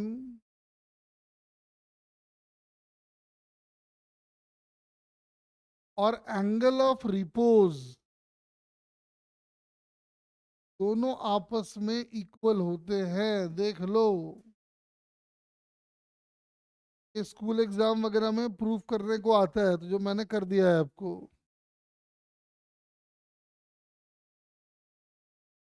नहीं, दोनों का मतलब अलग अलग है। ये इंक्लाइंड की बात कर रहा है, वो कह रहा है कि नॉर्मल और कॉन्टैक्ट फोर्स के बीच का angle when body just about to move, but they are numerically same. दोनों का सिग्निफिकेंस अलग अलग है, ठीक है ना, लेकिन उनकी वैल्यूज मतलब न्यूमेरिकली दे आर सेम। इसके बड़े एप्लीकेशन होते हैं, ये क्या है ध्यान से सुनो, पहले हम समझाते हैं आपको। तो अभी हमने देख लिया है कि अगर एक बॉडी को हम इंक्लाइन प्लेन पे रखें तो बॉडी का मूवमेंट तभी स्टार्ट होगा जब टैन थीटा की वैल्यू म्यू से बड़ी हो। बोलो हाँ या ना। अगर हम किसी बॉडी को रफ इंक्लाइन प्लेन पे रखते हैं तो वो मूव तभी करेगी जब tan theta greater than mu होगा। भाई ध्यान से सुनना, बड़ा इंपॉर्टेंट टॉपिक है ये। तो जब कभी भी आए कि एक बॉडी इंक्लाइन पे रखा हुआ है, बताओ चलेगा कि नहीं चलेगा, अपने को यही बताएगा कि ये चलेगा या नहीं चलेगा। जैसे एग्जांपल के लिए मैंने मान लो थीटा को 30 ले लिया और म्यू की वैल्यू को 1 ले लिए, बताओ तो बॉडी का मूवमेंट होगा या नहीं होगा, चेक करके।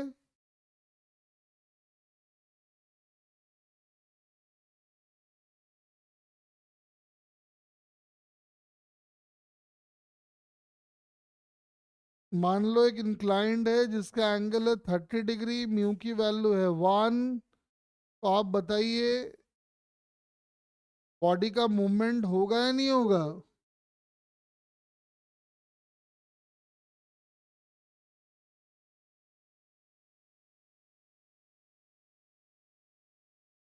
नहीं होगा, क्योंकि दिख रहा है।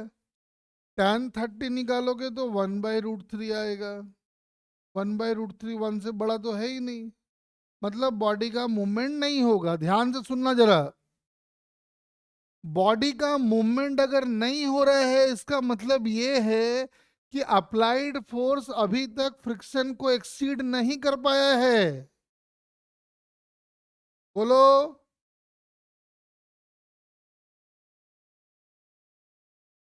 और अगर अप्लाइड फोर्स फ्रिक्शन को एक्सीड नहीं कर पाया है तो बेटा मुझे बताओ, यहां जो फ्रिक्शन आएगा इसकी वैल्यू कितनी होगी? जल्दी बोलो।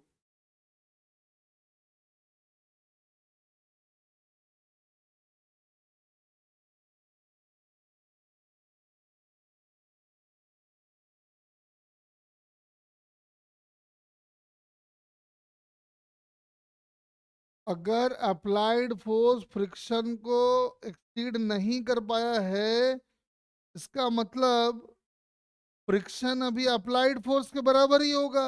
और अप्लाइड फोर्स से देख लो mg sin 30 मतलब mg/2, यानी फ्रिक्शन की वैल्यू हो गई mg/2।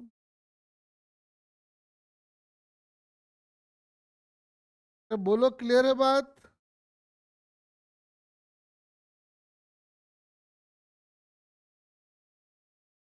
अब सुनो, एक और एग्जांपल लेते हैं। ये एंगल हमने ले लिया है 60 का, एक ब्लॉक यहाँ पे रख दिए हैं, म्यू की वैल्यू है 1। चेक करके बताओ बॉडी का मूवमेंट इंक्लाइन पे होगा या नहीं?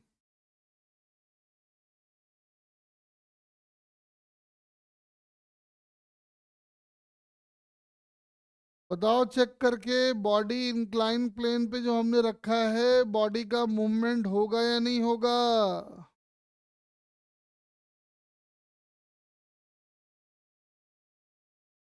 चेक करो tan थीटा की वैल्यू म्यू से बड़ी है या नहीं है तो होगा, नहीं है तो नहीं होगा।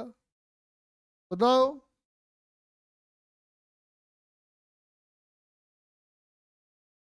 मूवमेंट होगा। तो मुझे एक बात बताओ, साफ दिख रहा है tan 60 है ना, तो tan 60 इज √3, √3 तो 1 से बड़ी है ही, मतलब मूवमेंट होगा।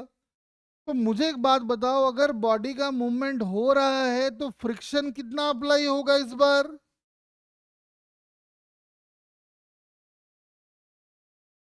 इस बार फ्रिक्शन अप्लाइड फोर्स होगा या μ/n होगा? जल्दी बोलो।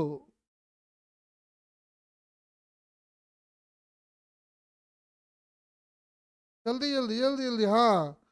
तो बताओ μ/n यहाँ कितना है? म्यू मतलब 1। और समझ में आ रहा है, इधर वाला आता है mg cos 60, मतलब फिर हो गया वही mg/2। कंफ्यूज नहीं होना, ये वाला फ्रिक्शन तब आया था जब थीटा 30 था, और ये वाला फ्रिक्शन तब आ रहा है जब थीटा 60 है।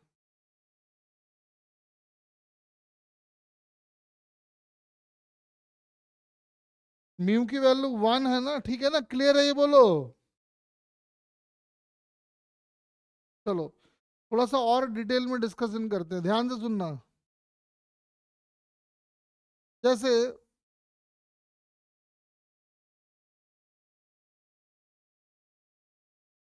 ये हम केस ले रहे हैं जब tan थीटा की वैल्यू म्यू से छोटी है। ध्यान से देखो, तो tan थीटा अगर म्यू से छोटा है तो समझ में आ रहा है कि फ्रिक्शन इधर आएगा, और फ्रिक्शन की वैल्यू mg sin थीटा के इक्वल होगी। नॉर्मल इधर आएगा, वेट इधर आएगा। नॉर्मल कितना होगा? तो नॉर्मल की वैल्यू mg cos थीटा होगी, और वेट तो वेट ही है। मुझे एक बात बताओ, क्योंकि बॉडी का मूवमेंट नहीं हो रहा है और बॉडी पे 3 फोर्सेस लग रहे हैं, नॉर्मल, फ्रिक्शन, एमजी। और आप कह रहे हो कि बॉडी का मूवमेंट नहीं हो रहा है, तो बॉडी का मूवमेंट अगर नहीं हो रहा, क्योंकि कंडीशन दिया हुआ है, तो बॉडी का मूवमेंट अगर नहीं हो रहा है इसका मतलब बॉडी पे नेट फोर्स जीरो है। तो नेट फोर्स अगर जीरो है तो हम इस बात को ऐसे भी एक्सप्लेन कर सकते हैं कि नॉर्मल और फ्रिक्शन का जो रिजल्टेंट आएगा उनका मैग्नीट्यूड mg के बराबर होगा और इन दोनों का डायरेक्शन mg के ठीक अपोजिट होगा। बोलो ऐसा हम समझ सकते हैं नहीं समझ सकते हैं, जल्दी बताओ।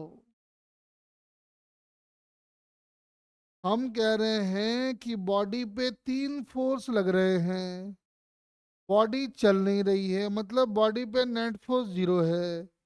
बॉडी पे नेट फोर्स अगर जीरो है तो दो का रिजल्टेंट पक्का तीसरे को बैलेंस कर रहा होगा। तो मैंने चालाकी से नॉर्मल और फ्रिक्शन को ले लिया है, क्योंकि नॉर्मल और फ्रिक्शन का रिजल्टेंट क्या कहलाता है?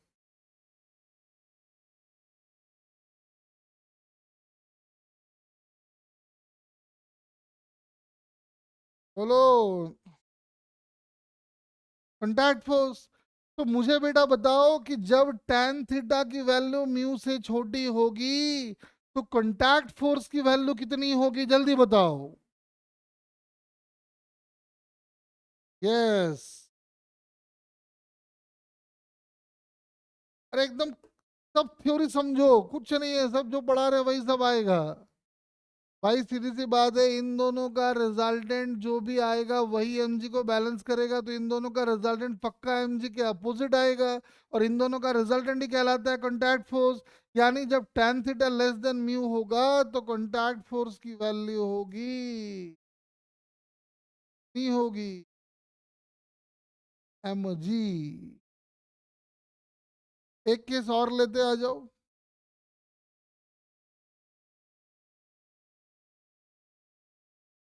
अगर tan थीटा की वैल्यू म्यू से बड़ी है तो समझ में आ रहा है कि भाई बॉडी तो चलेगा, और बॉडी अगर चलेगा तो इक्विलिब्रियम वाली बात जो हम यहाँ पे समझाए थे वो वहां पे एप्लीकेबल नहीं होगी। तो वहां कैलकुलेशन बहुत आसान है। कैसे आसान है देखो, नॉर्मल इधर, mg इधर, mg cos थीटा इधर, फ्रिक्शन आएगा इधर। तो आप देख लो नॉर्मल और फ्रिक्शन का रिजल्टेंट, फ्रिक्शन कितना होगा, क्योंकि बॉडी अभी चल रहा है, तो फ्रिक्शन की वैल्यू होगी म्यू इनटू एन, और एन हो जाएगा mg cos थीटा। एन की वैल्यू अगर देखो तो वो भी है mg cos थीटा। तो नॉर्मल और फ्रिक्शन का रिजल्टेंट कहलाएगा कॉन्टैक्ट फोर्स, यानी ये हो जाएगा एन का स्क्वायर प्लस फ्रिक्शन का स्क्वायर। तो आप देख सकते हो कि mg cos थीटा आ जाएगा कॉमन, और इधर आ जाएगा 1 प्लस म्यू स्क्वायर। आप देख सकते हो हमने कॉन्टैक्ट फोर्स की वैल्यू फाइंड आउट दोनों ही केस में कर लिया है। बात समझ गए क्या?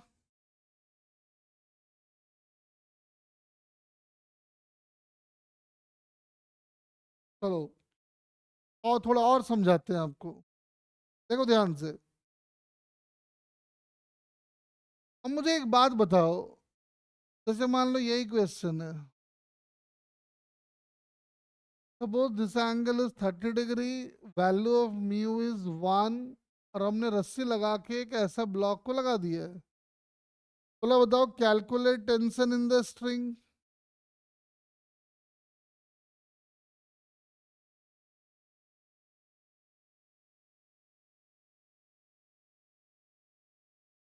तो सामू के दिमाग में एक आइडिया आया है। सामू बोली सर एक काम करे, पहले ना इस रस्सी को हटा के देखते हैं। अगर रस्सी को हटा दिए और ब्लॉक चलने लगा तब तो पक्का रस्सी टेंशनाइज होगी। अगर हम रस्सी को हटा दिए और ब्लॉक चला ही नहीं, इसका मतलब अप्लाइड फोर्स फ्रिक्शन को ओवरकम किया ही नहीं, तो रस्सी टेंशनाइज होगी या नहीं होगी?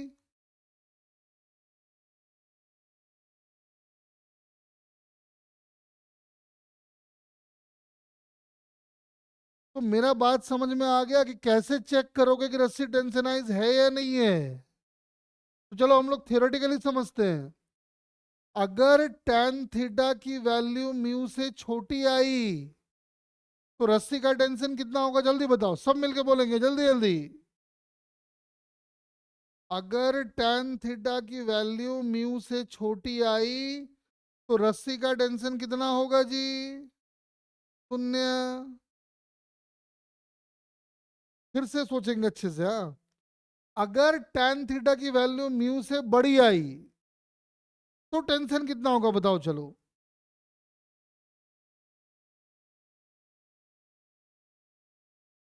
अगर tan थीटा की वैल्यू म्यू से बड़ी आ रही है तो रस्सी का टेंशन तो होगा। तो बताओ रस्सी का टेंशन कितना होगा? नहीं, नहीं बेटा। उस केस में M G sine theta mu into M G cos theta को एक्सीड कर चुका है, लेकिन रस्सी से बंधा हुआ है तो बॉडी चलेगा नहीं। इसका मतलब फ्रिक्शन और ये टेंशन दोनों मिलके एम जी साइन थीटा को बैलेंस करेंगे। का मतलब टेंशन आ जाएगा अपना, tension plus friction must be equal to M G sine theta, यानी ये आ जाएगा M G sine theta minus mu M G cos theta. अरे बोलो, अगर बात एकदम क्लियर है तो। नहीं है तो कोई बात ही नहीं है फिर। समझ गए तो फटाफट रिस्पॉन्ड कर दो जल्दी जल्दी। और तुम लोग तो एकदम डल बना दिए हो क्लास को, तो क्या कर रहे हो हमको। चलो सुनो, आपको छोटे छोटे एग्जाम्पल समझाते हैं। याद है बचपन में आप क्या करते थे? रेत का पहाड़ बनाते थे, याद है? आप रेत लाते थे, इकट्ठा करते थे, और मीनाक्षी का मन करता था कि यार मेरा जो माउंटेन पहाड़ बने ना वो सबसे ऊंचा बने। लेकिन मालूम चला पहाड़ से इकट्ठा किए, वो फर्र से गिर गया। तो आज आपको लॉजिक मालूम चलेगा कि वो क्यों गिर जाया करता था। रेत, जो एक्स्ट्रा रेत हम ऊपर लगाते थे वो हवड़ा के गिर जाता है। उसका लॉजिक भी यही है। आप क्या करते हो, जैसे मान लो कि ऐसा कुछ पहाड़ आप बना रहे हो, का बेस आर रेडियस का है,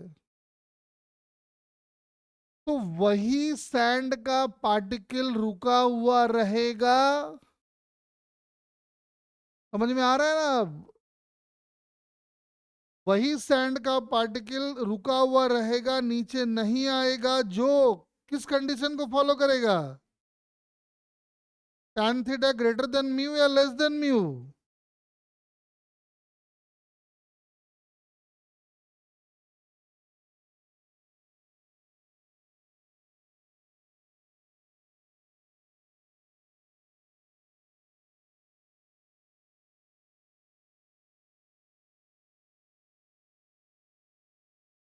प्रभु जी, ग्रेटर देन म्यू वाला रुका रहेगा या गिर जाएगा बताओ?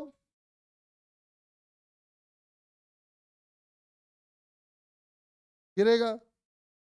इसका मतलब रुका वही रहेगा जिसका tan थीटा म्यू के बराबर होगा। बोलो हाँ कि ना?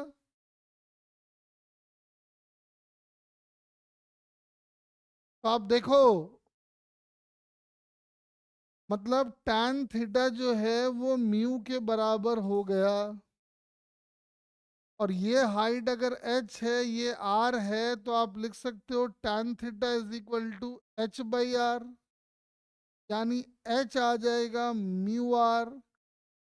मतलब आर रेडियस का बेस अगर है तो आप जो माउंटेन बनाओगे उसकी जो मैक्सिमम हाइट होगी वो आप यहां से निकाल सकते हो, म्यू इंटू आर।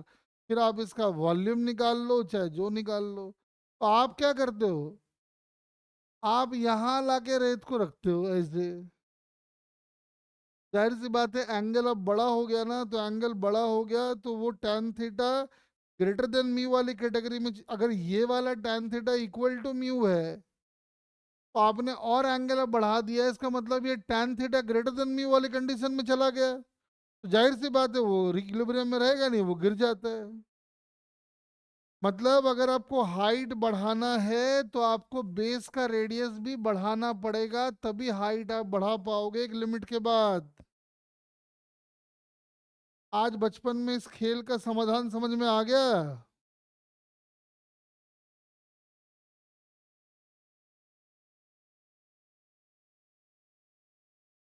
सामू समझ गई, सार्थक समझ गए क्या?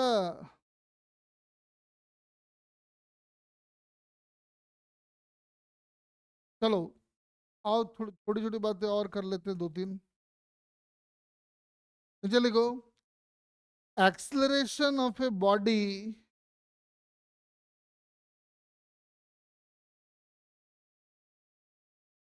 acceleration of a body over rough inclined plane।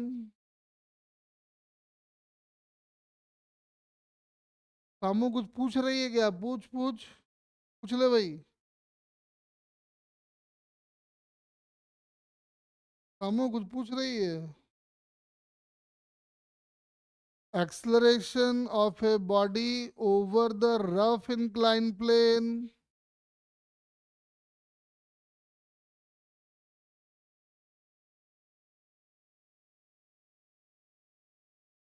बोल बोल बोल, क्या बोल रही है? लिख ले, मैं तब तक डायग्राम बनाता हूँ।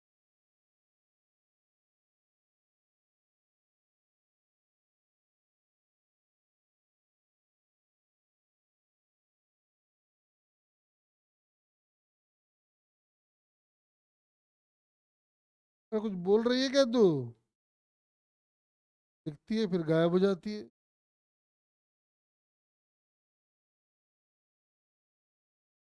हो गया था। चलो देख इधर, अब तो आप खुद ही बता दोगे। अब देखो, जब भी कोई बॉडी इंक्लाइन प्लेन पे हो तो अपने को सबसे पहला कर्तव्य है कि चेक करना कि tan थीटा म्यू से बड़ी है या छोटी। अगर tan थीटा म्यू से छोटी है तो बॉडी का एक्सलरेशन कितना आएगा? बोलो बोलो जल्दी जल्दी। अगर tan थीटा की वैल्यू म्यू से छोटी है तो बॉडी का एक्सलरेशन कितना आएगा? जल्दी बोलो।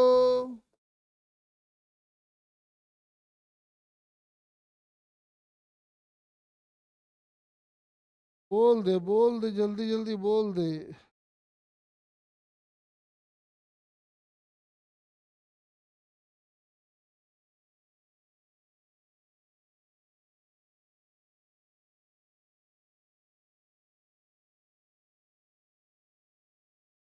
बोलो, अगर tan थीटा की वैल्यू म्यू से छोटी है तो अभी तो हमने बताया था कि बॉडी का मूवमेंट ही नहीं होगा, और जब बॉडी का मूवमेंट नहीं होगा तो एक्सेलरेशन तो जीरो हो गया। तो क्या सोच रहे हो? अरे tan theta less than mu का एक ही तो मतलब है बेटा, कि अप्लाइड फोर्स ने अभी तक फ्रिक्शन को ओवरकम किया ही नहीं है। जब तक अप्लाइड फोर्स फ्रिक्शन को ओवरकम नहीं करेगा तब तक बॉडी का मूवमेंट नहीं होगा, और मूवमेंट अगर नहीं हो रहा है then acceleration must be zero. लेकिन अगर tan थीटा की वैल्यू म्यू से बड़ी है तब तो बॉडी पक्का एक्सलरेट करेगा। हम चाहते हैं कि उस एक्सलरेशन की वैल्यू आप खुद से निकाल लो। Find acceleration of the body down the incline plane. तो tan थीटा अगर म्यू से बड़ी है तो एक बात तो कंफर्म है कि बॉडी चलेगा, और बॉडी अगर चलेगा तो हम चाहते हैं कि आप निकालो कि बॉडी का एक्सलरेशन कितना होगा।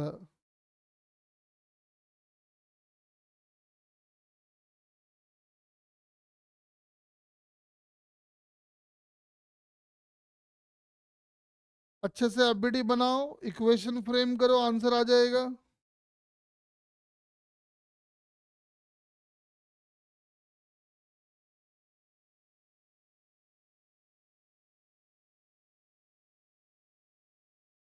अगर tan थीटा की वैल्यू म्यू से बड़ी है तो बॉडी तो पक्का एक्सलरेट करेगा। तो बॉडी अगर एक्सलरेट करेगा तो उसका एक्सेशन कितना होगा?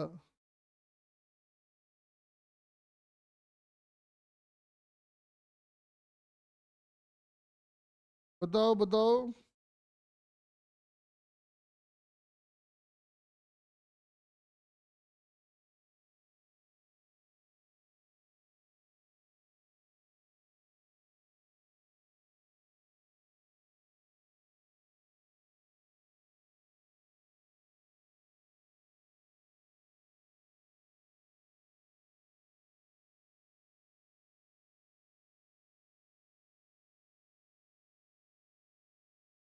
बिल्कुल सही जवाब। अरे अगर tan थीटा म्यू से बड़ा है तो mg लगेगा इधर, नॉर्मल आएगा इधर, फ्रिक्शन आएगा इधर, mg के कंपोनेंट्स बनेंगे mg साइन थीटा, इधर बनेगा mg कॉस थीटा। फ्रिक्शन तो म्यू इंटू एन होगा, और समझ में आ रहा है tan theta greater than mu है, इसका मतलब ये उससे बड़ा है। तो लिखा जाएगा mg sine theta minus mu into N, N का मतलब mg cos theta must be equal to mass into acceleration. M से एम को काट दो, एक ही वैल्यू आ गई, देख लो। Sine theta minus mu cos theta.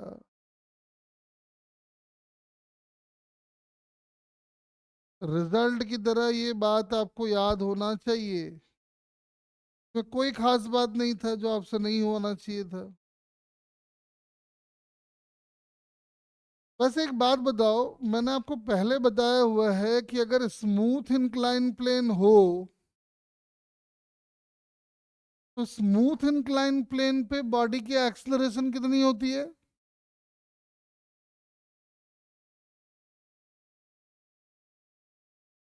Smooth incline plane पे बॉडी की एक्सलरेशन जल्दी बताओ।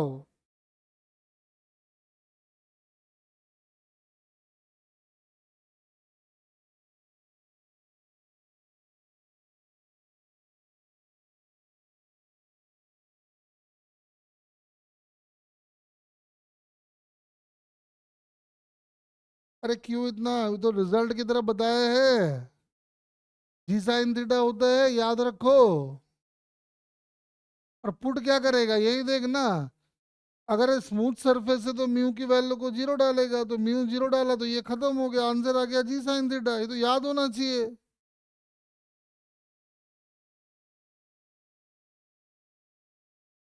अरे इसको हम लोग रिजल्ट की तरह यूज कर चुके हैं। Acceleration of body down the incline plane is G sine theta. चलो एक क्वेश्चन करते हैं, आ जाओ। जैसे ये एक स्मूथ इंक्लाइन प्लेन है, बॉडी को यहां से यहां आने में टाइम लगा टी नॉट,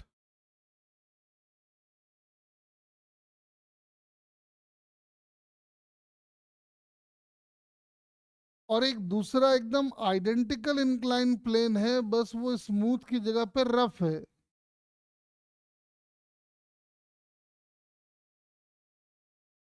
और कोएफिशिएंट ऑफ फ्रिक्शन म्यू है। इसको यहां से यहां आने में टाइम लग गया two T naught. Find the value of mu. Find करें। स्मूथ इंक्लाइन प्लेन पे बॉडी को ऊपर से नीचे आने में टाइम लगा T naught. Rough incline plane पे बॉडी को ऊपर से नीचे आने में टाइम लग गया two T naught. Find the value of mu. Try करें जल्दी से।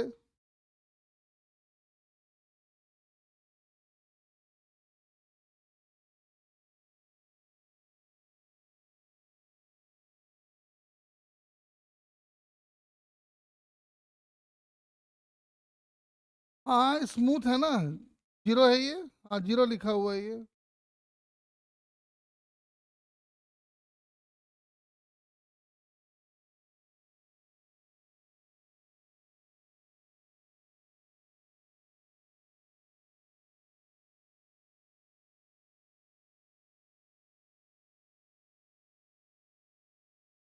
फटाफट बताएंगे।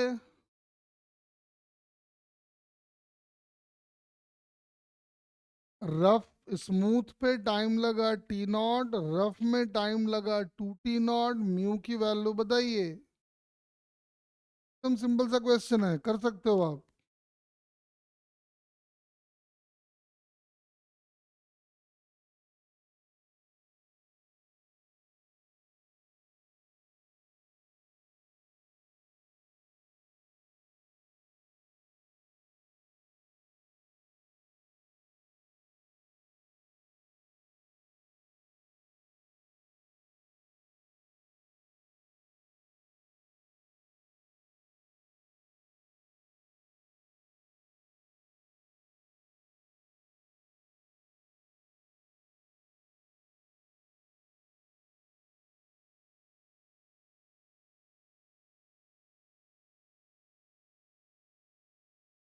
कह रहा है कि पहला में टाइम लगता है t0, दूसरे में टाइम लगा 2t0।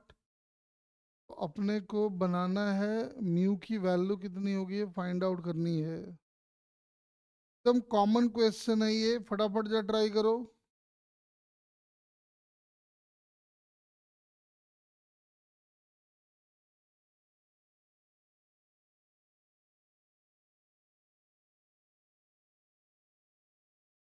फटाफट ट्राई करना।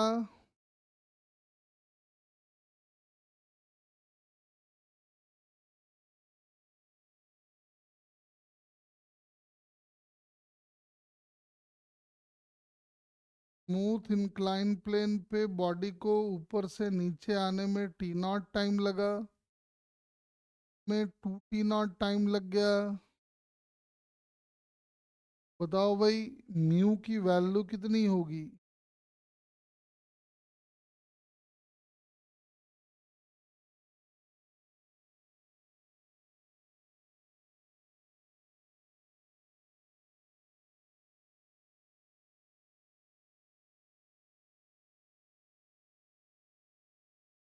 पे आ गया, कुछ हो रहा है, कर लोगे क्या, हम समझाएं।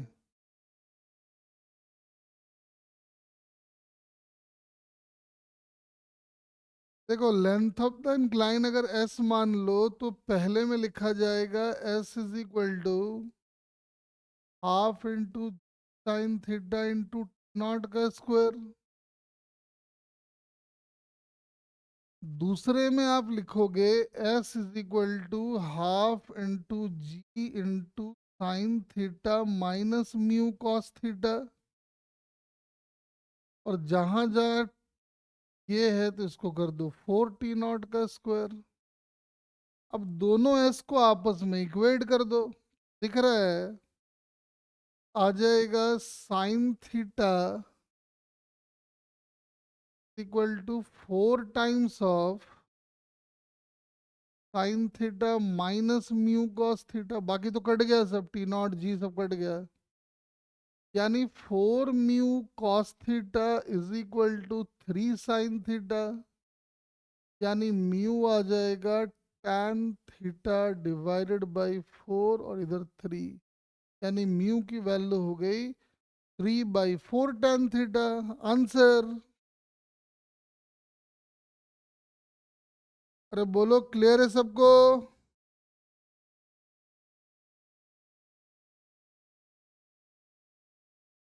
वो जो बोला हमने कर दिया है।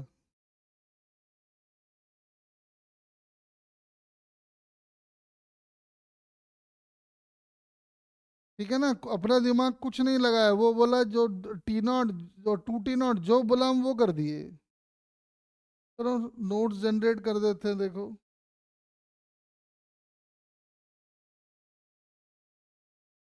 तो पढ़ के आना और थोड़ा सा लॉज ऑफ मोशन के क्वेश्चंस करो,